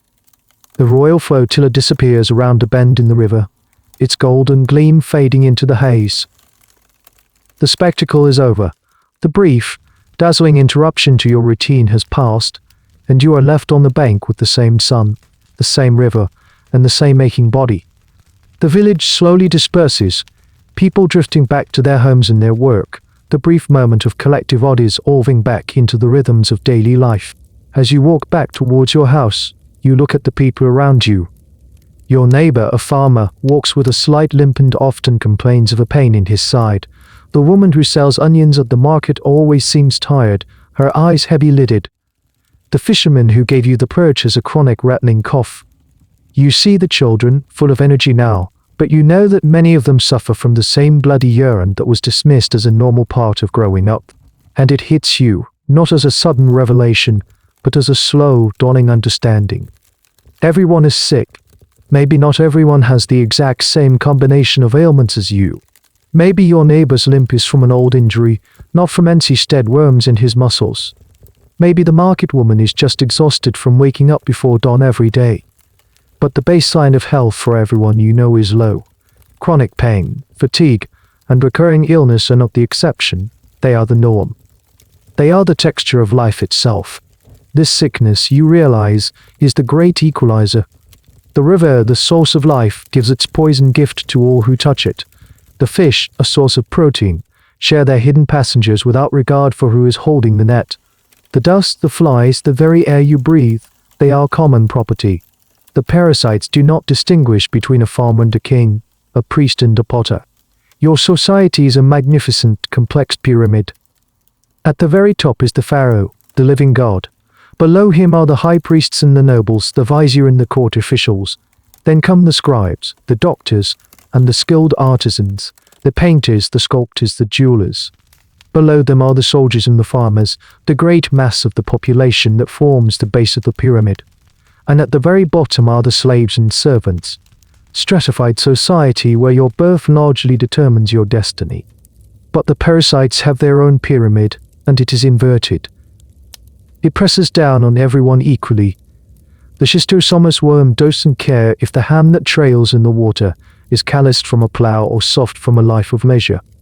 The tapeworm doesn't care if the gut it inhabits belongs to someone who eats coarse bread or fine white loaves. In the silent, invisible world of microbiology, all hosts are created equal. This is a profound truth that modern paleopathology has helped uncover. When scientists study mummies, they are looking at a cross-section of the entire society, from royalty buried in the Valley of the Kings to common people buried in simple pit graves in the sand, and the evidence of parasitic disease is found everywhere. It is a universal affliction. There's a subtle academic debate on this very topic. Did the elite have any advantages? Perhaps. They might have had access to slightly cleaner water, drawn from deep wells rather than directly from the canals. They might have had doctors who, while still believing in who had a better grasp of practical herbal remedies. But these advantages were marginal at best against the overwhelming tide of infection.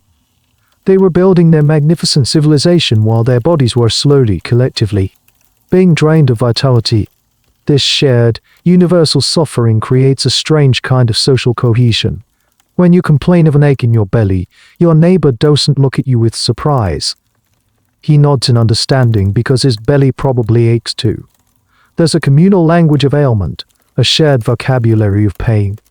Here's a small, poignant detail from the letters of ordinary people, written on ostraca, shards of pottery, found at the workmen's village of Deir el-Medina.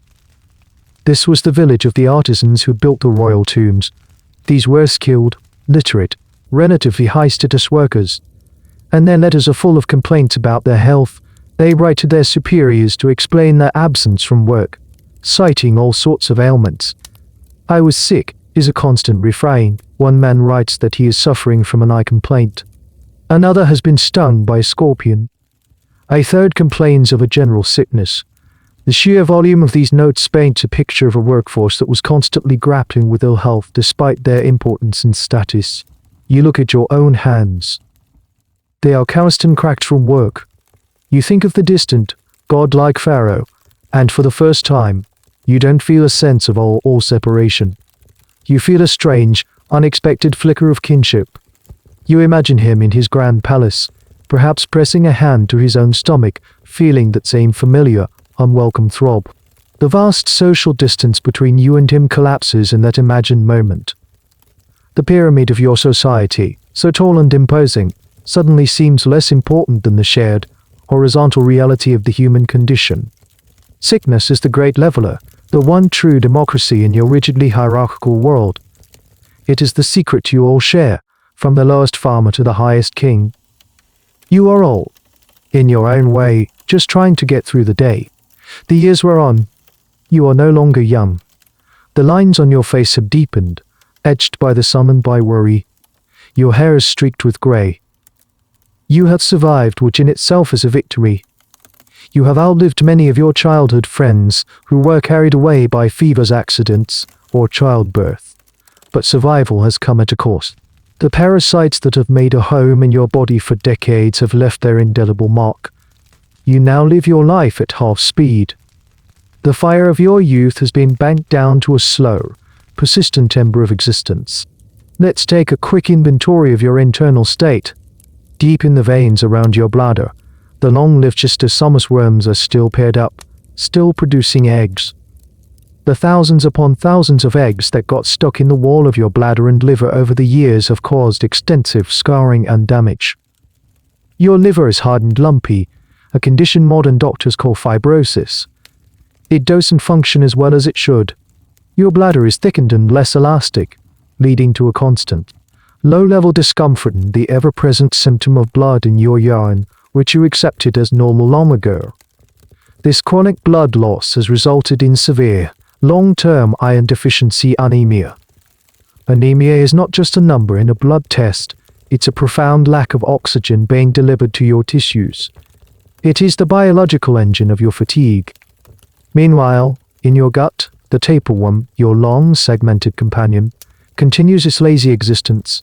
It has been stealing a portion of every meal you've eaten for years. The vitamin B12 it so greedily absorbs has led to its own specific type of anemia, compounding the exhaustion caused by the blood loss. In your muscles, the trichinella worms you got from that long-ago festival pork are still there, coiled in their little calcified cysts.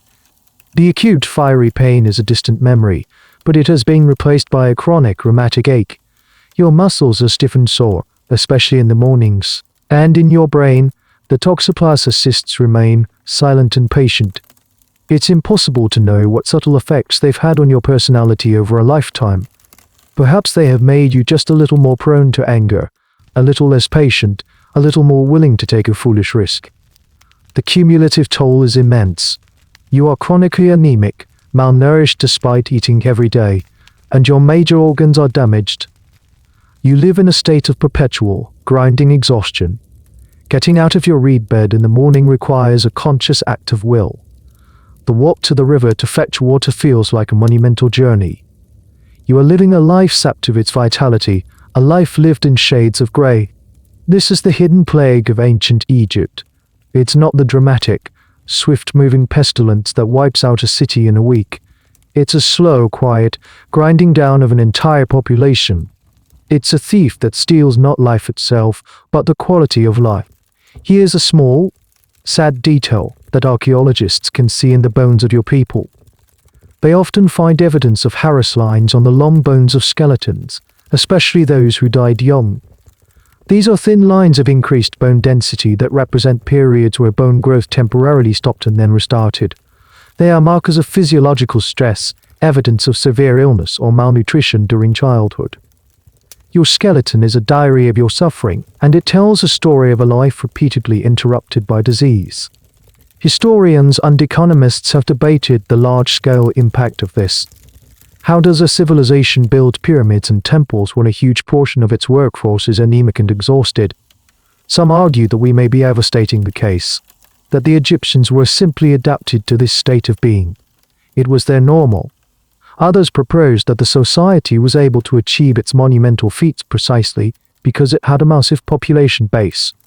Even if the average worker was operating at only 50% capacity, if you have enough of them, you can still get the job done. It's a grim calculus of manpower.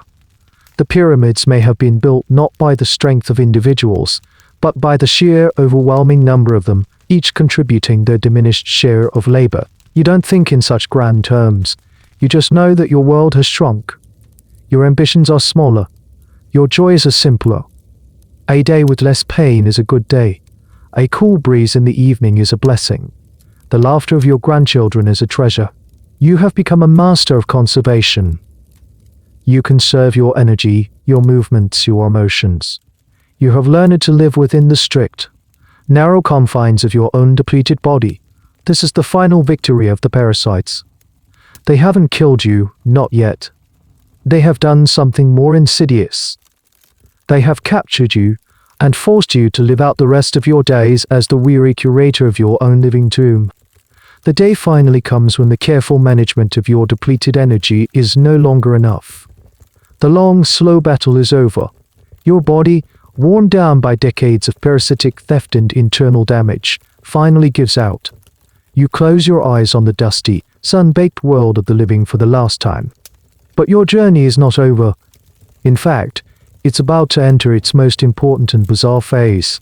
Your family's grief is real and palpable, but it is channeled into immediate, practical, and deeply sacred action.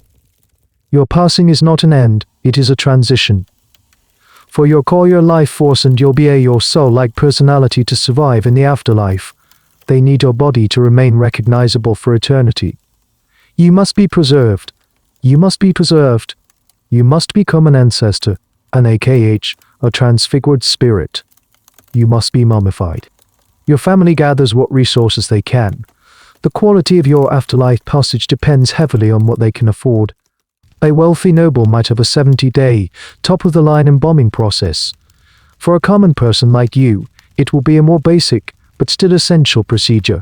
Your body is carried from your home to a place on the edge of the village, usually in the desert where the land is dry and sterile. This is the embalmer's workshop. It is not a grand temple. It is likely a temporary tent or a simple, open-air structure, called the IBU or place of purification. It needs to be near the water for the initial washing rituals, but separate from the dwellings of the living, because the dead in the process of embalming are considered profoundly unclean. You arrive at the strange and sacred laboratory. The men who work here are a special class of priests. They are not the high-ranking theologians from the temple.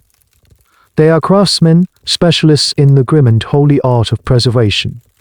The chief emblem, the Hiereshta, or overseer of the mystery, might wear a jackal mask, representing Anubis, the god who guides the dead and oversees embalming.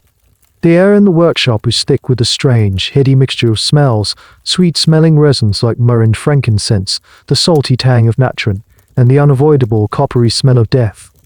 It is a place that sits on the boundary between the sacred and the profane, the clean and the unclean. The first step is purification. Your body is washed with water from the Nile, a symbolic cleansing of all earthly impurities. Then, the real work begins, and it is here that the Pharaohs will come face to face with the secret life you carried inside you. The chief emblem takes a long iron hook. He inserts it up through your nostril, into your cranial cavity. With a series of sharp, practiced movements, he pierces the ethmoid bone, the thin, spongy bone that separates your nasal cavity from your brain, and begins to whisk. He is liquefying your brain. He does this because the Egyptians did not consider the brain to be an important organ. To them, the heart was the seat of intelligence, memory, and emotion. The brain was just stuffing. Once it's sufficiently scrambled, he tilts your head, and the brain matter simply drains out through your nose. It is unceremoniously discarded. The silent, toxoplasma-riddled command center of your personality is gone. This particular, gruesome detail is a classic bit of mummy trivia, but the reason for it is what's truly fascinating. It's not just about getting rid of a useless organ. The brain is mostly fattened water, and it would be the first part of the body to liquefy and decay, ruining the preservation of the head. Its removal was a practical, if brutal, necessity. Now for the main event. The emblem makes a sharp incision down the left side of your abdomen. The location is specific and ritualized. Through this opening, he reaches inside your body cavity and begins the process of restoration. One by one, he carefully removes your internal organs, your stomach, your intestines, your liver, and your lungs. It's an intimate, invasive, and deeply revealing process.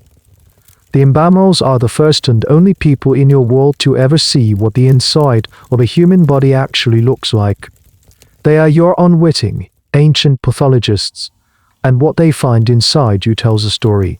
There's a subtle debate among modern scholars: did the Pharaohs have any real anatomical knowledge, or was it purely ritualistic work? The evidence suggests a mix. They knew where the organs were and how to remove them, but their understanding of their function was based entirely on religious, not scientific, principles. They weren't doctors conducting an autopsy, they were priests preparing a sacred vessel. As the emblem pulls out your long, coiled intestines, he might see it. He might notice the pale, segmented length of the tapeworm you carried for so long. You wouldn't call it a tapeworm. You would probably consider it to be the physical manifestation of a consuming demon, and its removal a final, posthumous act of purification. He has pulled the demon from your gut. He reaches for your liver. Instead of a smooth, uniform organ, he feels a hard, lumpy mass, gritty with the thousands of calcified schistosomus eggs that have scarred it over the decades. He might not understand what caused it, but he can feel that the organ is diseased, damaged. Your journey has led you here to this tent of sacred rites and stomach-turning realities. You are being disassembled, your component parts separated and prepared for their own journey into eternity. And in the process, the secrets you held inside you are finally being laid bare on the Pharaoh's table. The Pharaoh's hands, stained with your life's fluids, work with a practiced and detached reverence. He has seen this all before. The organs he has just removed from your body cavity cannot simply be thrown away. They are essential parts of you, and you will need them in the afterlife. They must be preserved separately. He passes the liver, the lungs, the stomach, and the intestines to an assistant, who washes them in palm wine and spices. Then, each organ is individually packed in naturants all to dry out. This is the same process your body will soon undergo. Once they are desiccated, they will be wrapped in linen and placed into for special containers. These are the canopic jars. Each jar has a lid carved in the shape of the head of one of the four sons of Horus, the divine guardians of the viscera. Your liver is placed in the human-headed jar of Imset Y. Your lungs go into the baboon-headed jar of Happy, a different Happy from the river god. Your stomach finds its eternal home in the jackal-headed jar of Dua Mutef. And your intestines are sealed within the falcon-headed jar of Kobusin. These jars are not just storage containers. They are sacred vessels, and the gods they represent have a specific job: to protect your organs forever. As the emblem handles your liver, lumpy and scarred from the decades of schistous mesons, he is holding the direct physical evidence of your lifelong battle. As he carefully coils your intestines into their jar, he may or may not coil the giant tapeworm with them. Here's a quirky and slightly gross detail that archaeologists have uncovered. Sometimes when excavating canopic jars, they have found that the organs inside are not what they are supposed to be. In some cases, the jars are completely empty. In others, they contain sawdust, scraps of cloth, or even the wrong organs. This has led to a debate: was this a form of fraud by lazy or cost-cutting embalmers? Or did the ritual importance of the jar itself sometimes outweigh the need for its actual contents? Perhaps for some, as long as you had the 4 sacred jars in your tomb, the gods wouldn't look too closely at what was inside. It's a testament to the ancient truth that where there are rules, there are always shortcuts. There is one organ, however, that the emblem deliberately leaves inside your body: your heart. To the Egyptians, the heart was everything. It was the seat of intelligence, the source of emotions, the memory of your entire life. You would need your heart for the most important test of all, the final judgment in the Hall of Two Truths. There, your heart would be weighed on a scale against the feather of Maat, the goddess of truth and justice. If your heart was heavy with sin, it would outweigh the feather and it would be tossed to the monstrous crocodile-lion-hippo hybrid, MMIT, the devourer of souls, to be eaten. If it was light and pure, you would be granted eternal life. Leaving the heart in the body was non-negotiable. So what the embalmers found as they cleaned out your body cavity was a silent testament to your life of suffering. They saw the physical damage, the signs of disease that were invisible from the outside. They might not have understood the biological causes, but they could see the results. They saw a liver hardened by a mysterious affliction. They saw intestines occupied by a great serpent-like creature. They saw a body that had been a battleground. Their work, however, was not to diagnose but to purify and preserve. After removing the organs, they wash the inside of your body cavity with palm wine, which has antiseptic properties. They scrape it clean, removing any remaining scraps of tissue. Then they begin the most crucial stage of all. They pack your empty torso with temporary bundles of natron salt, and then they completely bury your body in a huge pile of the same substance. Matron is a naturally occurring mixture of sodium carbonate and sodium bicarbonate, a kind of desert salt harvested from dry lake beds. It is a powerful desiccant. It will spend the next 40 days or so drawing every last drop of moisture from your tissues. This is the key to halting decay. By removing the water, the embalmers starve the bacteria that would otherwise consume your flesh. You are not being pickled, you are being dried. You are being dried. You are essentially being made into human jerky. You lie there, under your mountain of salt, in the quiet of the embalmer's workshop. Your brain is gone. Your major organs are in their jars. Your heart remains, waiting for its final test. And inside the very fibers of your muscle tissue, the tiny, coiled trichinella worms, already calcified by your own immune system, are now being perfectly preserved by the natron. They will become microscopic fossils locked within your own fossilized flesh. The embalmers cannot see them, but they are there. They have found the evidence of your internal struggles, the macroscopic signs of the worms and flukes, and in their ritualized work, they are unknowingly ensuring that the microscopic evidence will also survive for millennia. The 40 days have passed. 40 is a number full of magical and symbolic significance, a period of transition and purification. Under your mound of dry, crystalline natron, you have been transformed. The salt has done its work. It has drawn out the water that makes up most of the human body, leaving behind a desiccated, shrunken, but perfectly preserved version of you. The embalmers return. They carefully sweep away the piles of natron, revealing what is left. You are now a husk. Your skin is leathery, dry and tight against your bones. You are significantly larger than you were in life. The temporary packets of natron are removed from your body cavity, which is now a dry, hollow space. This hollow space needs to be filled to give your body a more lifelike, rounded shape. What it's filled with depends, once again, on how much your family could afford. For a high-status burial, It might be packed with bundles of fine linen soaked in expensive resins. For a more modest burial like yours, it might be filled with sawdust, dried grasses, or even mud from the Nile. It's all about creating the right silhouette. Now begins the final, intricate stage, the wrapping. This is not just a matter of winding bandages around you. It is a complex, ritualized art form. A team of assistants starts with your individual fingers and toes, wrapping each one separately before moving on to the hands, feet, arms, and legs. They work their way up your body, layer by layer, using hundreds of yards of fine linen cloth torn into long strips. Between the layers of wrapping, the embalmers place protective amulets. A scarab beetle, symbol of rebirth, is placed over your heart to protect it during the final judgment. An ankh, the symbol of life, might be placed at your throat. A DJ pillar, representing stability, might be laid on your chest. Each amulet is a piece of magical armor, a prayer made solid, designed to shield you from the dangers of the underworld. As they wrap, the priests recite incantations and spells from the sacred texts. Each layer of linen is imbued with magical power.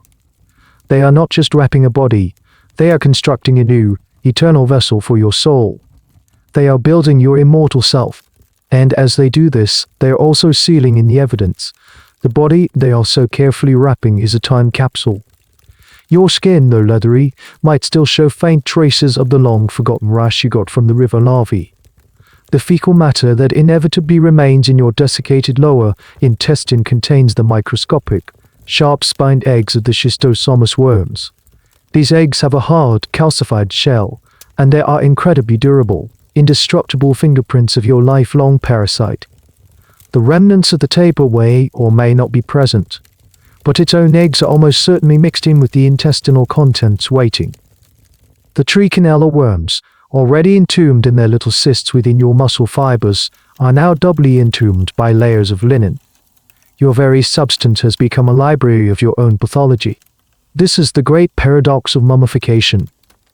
The entire process was designed with a single, spiritual purpose in mind, to defeat decay and ensure eternal life by creating a perfect, idealized, and magically protected body.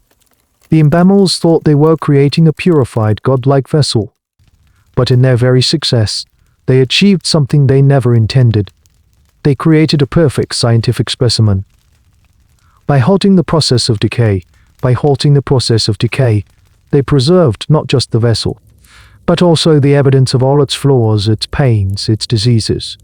You are being preserved for 10,000 years, and so are your parasites. The final layer of linen is wrapped. Your head is covered with a cartilage mask, a sort of hardened plaster and linen creation painted with an idealized, youthful version of your face. You are no longer the tired, worn-out person you were at the end of your life. You are a serene, perfect being, ready to face the gods. The academic debate here is a fascinating one. How did the Egyptians view this final product? Did they see it as a literal, physical body that would one day reanimate? Or was it a more symbolic representation, a focal point for the spirit to recognize? The truth is likely complex and shifted over thousands of years. But the core idea remained. This preserved form was your anchor in the world of the living, your home base for eternity. Your wrapped and finished body, now officially a mummy, is placed in a simple wooden coffin. The preparations are complete. You are ready for your final journey to the tomb. You have been sealed, protected, and made eternal. And locked inside with you, silent and unseen, are all the tiny culprits who shaped the course of your life and suffering. They are going with you into the eternal darkness. Your coffin is sealed. The last prayers are said. A procession, much smaller and more somber than the one that carried you to the emblem's tent, now takes you to your final resting place. For a common person like you, it's not an elaborate, decorated tomb cut into a cliffside. It is a simple pit dug into the hot, dry sand of the desert, the Red Land, just beyond the fertile green belt of the Black Land. The location is crucial. The desert is the realm of the dead, but it's also the perfect environment for preservation. The dry, sterile sand acts as a natural desiccant, protecting your coffin from the moisture and decay that would surely claim it if you were buried in the damp earth of the floodplain. Your people learned this lesson thousands of years ago, long before the art of embalming was perfected. The desert itself is the greatest emblem of all. Your coffin is lowered into the pit. Beside it, your family places a few meager grave goods. Not treasures of gold and lapis lazuli, but the simple things you will need in the afterlife. A clay plate with a loaf of bread, a small jar of beer, a clay plate with a loaf of bread, a spare pair of reed sandals. These are not just sentimental objects, they are practical supplies for your spirit's long journey. And, of course, they place your canopic jars containing your preserved organs near your coffin. Your complete self, disassembled and consecrated, is now ready. The pit is filled in. The sand is smoothed over. A simple stone marker, if your family can afford one, might be placed to mark the spot.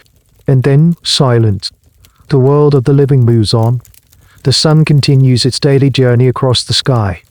The Nile continues to rise and fall. Generations are born, live their lives of quiet struggle, and are laid to rest in their own sandy graves around you. The memory of your individual existence fades. Your name is no longer spoken, the stone marker, if they're lost to history. But you are not gone. In the cool, stable darkness beneath the sand you wait. You have become a mummy, a silent story. Your body, once a dynamic, living ecosystem of cells and parasites, is now a static artifact. It is a book written in a language that no one in your world could read. The story is told in your bones, which show the lines of arrested growth from childhood illnesses. It's told in your teeth, worn down to flat stubs by the sandy bread. It's told in the very fabric of your desiccated tissues.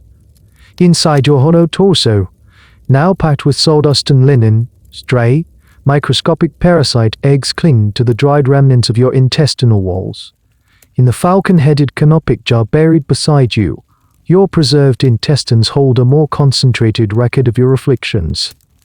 This is a key concept in modern archaeology, the idea of the body as an archive.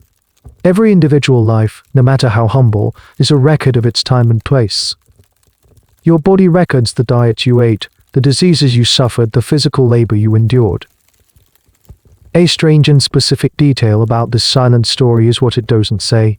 While your body preserves the evidence of your parasites, it doesn't preserve the magical spells, the doctor's foul prescriptions, or the priest's exorcisms. The physical reality of your disease is preserved with stunning fidelity. The cultural and psychological framework you used to understand that disease, the demons, the gods, the weak age you do has vanished, leaving only faint traces in the form of written papier that may or may not survive. This creates a bias in our understanding. We can know with great certainty what was in your gut, but we can only guess at what was in your mind. The debate among historians on this point is subtle but important. Should we privilege the physical evidence of the bones and mummies over the written evidence of the texts, or must we always try to weave them together, acknowledging that the Egyptian experience of sickness was a combination of both the physical parasite and the perceived demon? It's a question of how to write a history of something as personal as suffering. For now you are just a story waiting to be read. The centuries slip by, turning into millennia. The Egyptian empire rises to its greatest heights and then slowly fades. New languages and new religions sweep across the land. The gods you worshipped are forgotten, their temples crumbling into ruins. Your world vanishes, but you remain. A silent, patient messenger from a lost reality. Buried in your simple pit grave, you hold the truth of what it was actually like to live in that golden, sun-drenched, and parasite-ridden land. The real curse of the mummy wasn't a magical hex placed on your tomb. The curse was the life you lived, and it is recorded in exquisite, microscopic detail within your own preserved flesh. The darkness is absolute. The silence is profound. For 3,000 years, you have rested in your sandy grave, a forgotten data point in a forgotten necropolis. Above you, civilizations have risen and fallen. The tread of Roman sandals has given way to the silent passage of camel caravans. The world has been remade, over and over again, and you have slept through it all. Then, one day, the silence is broken. It starts as a faint, rhythmic scraping sound from above, a vibration through the packed sand, It's a sound you have not heard since the day your family dug this very pit. Something is disturbing your rest. The scraping gets louder, more insistent. Sunlight, for the first time in millennia, pierces the darkness. A shaft of brilliant, alien light cuts through the gloom of your small tomb. Figures appear, silhouetted against the bright sky. They are not your family. They are not priests of Anubis. They are dressed in strange, foreign clothes. They speak a language that sounds like gibberish, a harsh and clipped tongue with none of the soft, familiar sounds of your own. They work carefully with brushes and trowels, documenting the exact position of your coffin, your pottery, your canopic jars. They are not some robbers looking for gold. They are scholars looking for information. To them, you are not a sacred ancestor. You are specimen 734 from grave C12. Your coffin is gently lifted from the earth and transported to a place you could never have imagined. Our laboratory. A room of impossible cleanliness and bright, cold electric light. The air doesn't smell of dust and incense, it smells of antiseptic and chemicals. You are carefully removed from your wooden coffin and laid on a sterile steel table. The men and women who gather around you wear white coats and latex gloves. They speak in low, academic tones. They are about to read the story you have been carrying for 3 millennia. The wrapping, so carefully and ritually applied, is now just a puzzle to be undone. They don't unwrap you layer by layer. That would destroy too much information. Instead, they use a different kind of magic. You are slid into a large, white, humming machine, a CT scanner. This machine uses invisible rays to look inside you without ever touching your linen bandages. On a glowing screen, a series of black and white images appears, a cross-section of your body. The scientists can see your bones, the state of your teeth, the materials used to pack your torso. They can see the world inside you. Then comes the more invasive part. A researcher, a paleopathologist who specializes in ancient diseases, takes a tiny, sharp scalpel. They make a small, precise incision and take a sample. A small piece of your desiccated intestinal tissue. They scraping from the inside of the canopic jar that held your liver. These tiny, precious samples are taken to another part of the lab. There the real magic begins. The tissue samples are rehydrated, slowly and carefully, in a special chemical solution. After 3,000 years of being bone dry, your tissues are made pliable again. The sample is then placed on a glass slide and slipped under the lens of a powerful microscope. And you wake up. Not you, your BA or your core, but the silent passengers you carried. The scientist leans forward, adjusts the focus knob, and the image sharpens. There on the screen, illuminated and magnified 100 times, is a perfect, unmistakable, sharp-spined schistosomous egg. It has been waiting there, dormant and perfectly preserved, since the day it was released from a worm in your bladder veins, all those thousands of years ago. The scientist lets out a small, triumphant breath. It's a eureka moment. They have found the culprit. They move the slide, and they find another, and another. The evidence is overwhelming. This is a truly mind-boggling leap in time and technology. A life form that existed inside your Bronze Age body is now being studied in a 21st century laboratory. The cause of the bloody urine that your local priest blamed on a demon is now identified with absolute certainty as a parasitic fluke worm. A quirky detail of this process is the rehydration solution they use. One of the most effective recipes was developed in the 1960s and is named, appropriately enough, the Ruffer solution, after Sir Mark Harmon Ruffer, a pioneer in the field of paleopathology. He was one of the first to systematically study the diseases of mummies. So your tissues are being brought back to a semblance of life in a chemical bath named after the man who founded the very science of studying you. The academic debate about the ethics of this kind of research is very real and very current. Are you a scientific artifact to be sampled and studied? Or are you a human remain, an ancestor who deserves to rest in peace? Should we be cutting into mummies for the sake of knowledge? Museums and scientific institutions around the world grapple with this question. It's a conflict between the quest for knowledge and the respect for the dead. But for now, on this sterile table, under these bright lights, you are yielding your secrets. The scientists have found the tiny, calcified eggs that tell the story of your biggest health problem. You are no longer just a mummy. You are a case study. You have woken up from your long, dark sleep, not into the Egyptian afterlife you prepared for, but under the unblinking, analytical gaze of a microscope. The discovery of the schistosomus eggs is just the beginning. Your body, this silent archive, has more stories to tell, and the scientists are fluent in the language of pathology. They are piecing together the narrative of your life, a story you yourself never fully understood. They take another sample, this time from the contents of your mummified intestines, carefully extracted from the falcon-headed canopic jaw that was buried beside you. Under the microscope, they find something different, not the sharp-spined eggs of the blood fluke, but smoother, oval-shaped eggs. They cross-reference them with their daces, comparing the size and shape. The identification is clear. They fill a bathroom nothum. Suddenly, the vague abdominal pains and the fluctuating appetite you experienced have a name. The scientist can now add another piece to the puzzle of your health.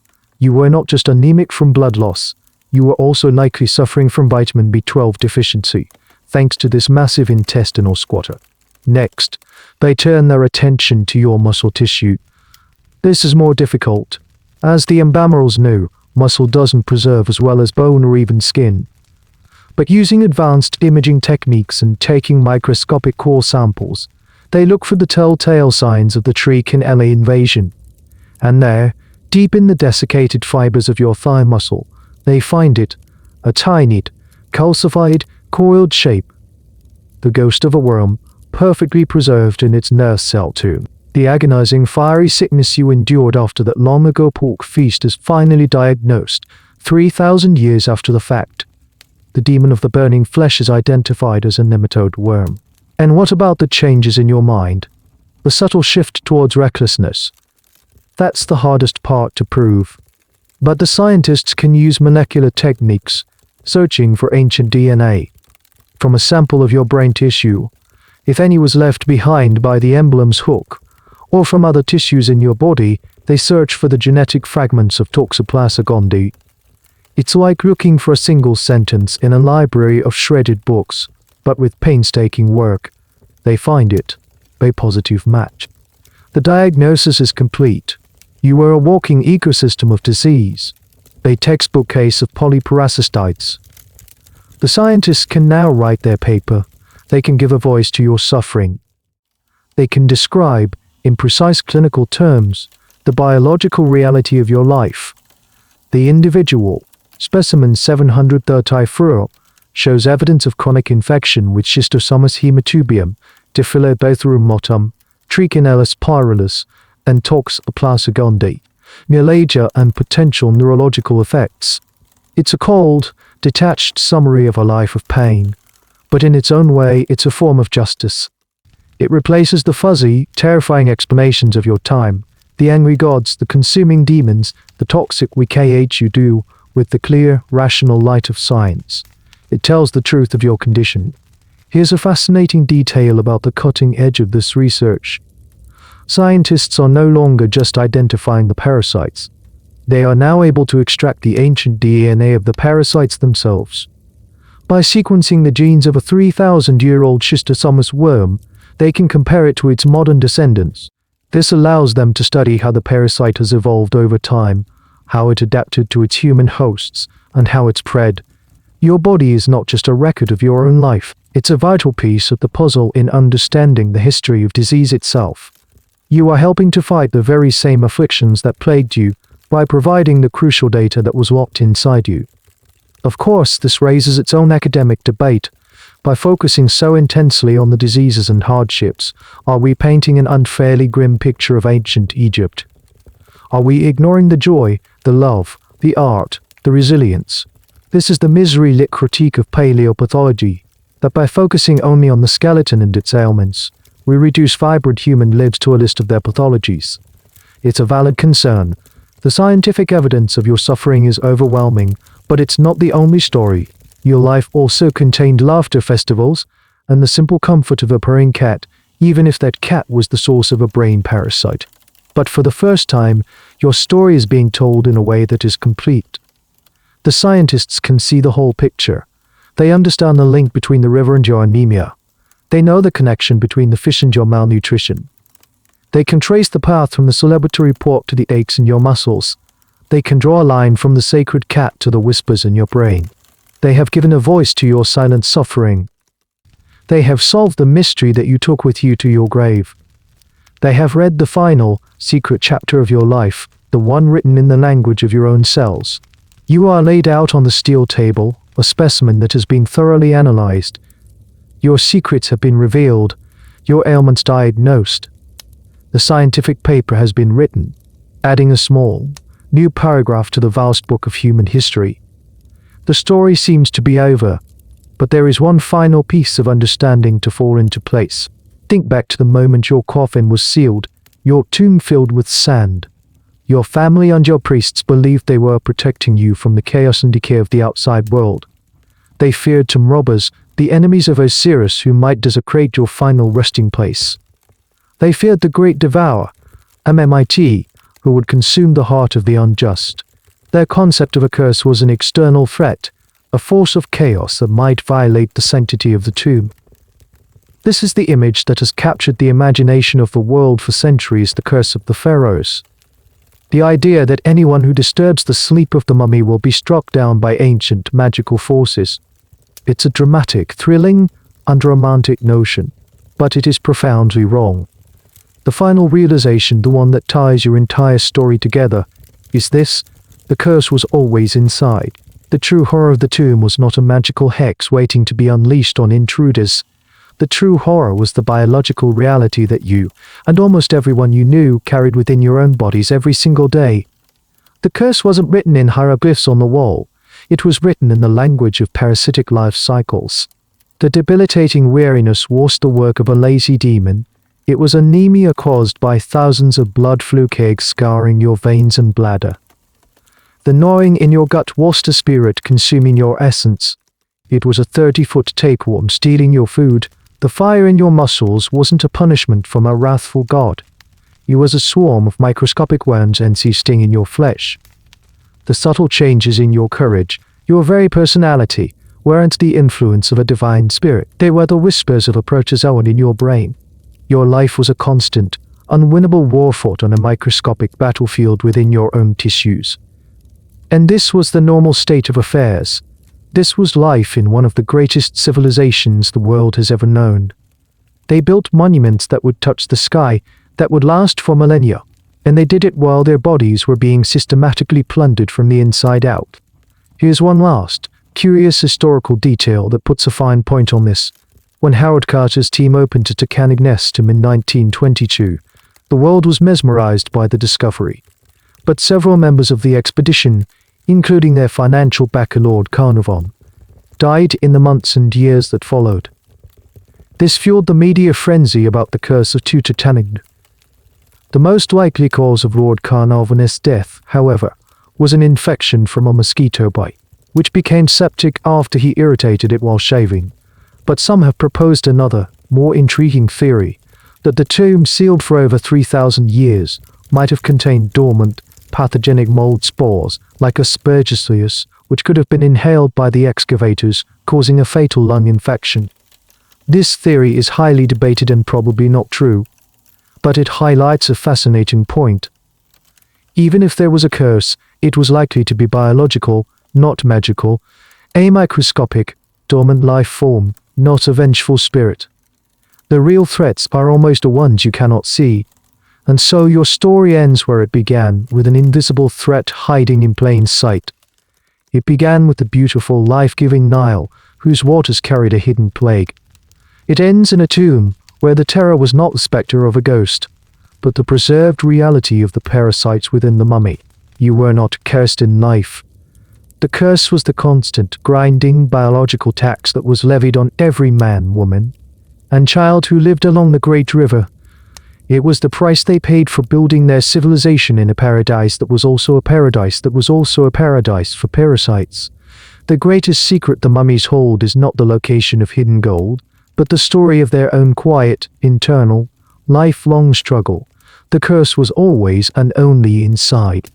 And so the story of your long journey comes to a soft and quiet end.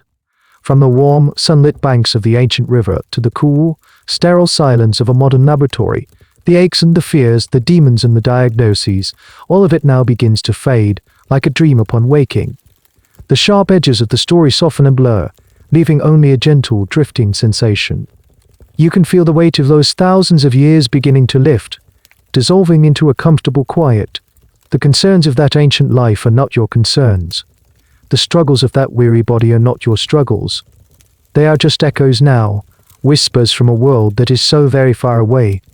All that remains is the feeling of release, of a long story finally being told, and of a final, well-earned peace. You are floating now in a common tranquil space between the story and your own deep rest. There are no more details to examine, no more facts to consider. There is only the gentle rhythm of your own breathing, a soft and steady current carrying you toward the deep, restorative waters of sleep. The voices of the priests and the scientists all fall silent, replaced by a profound and welcoming stillness. You have been a witness to a life of hardship, and now you are released from it, left to drift in the quiet comfort of this moment, here in the soft darkness of your room. The final page is turned. If your eyelids are still not heavy, another story might be the final lullaby you need. Sleep sweetly. Good night.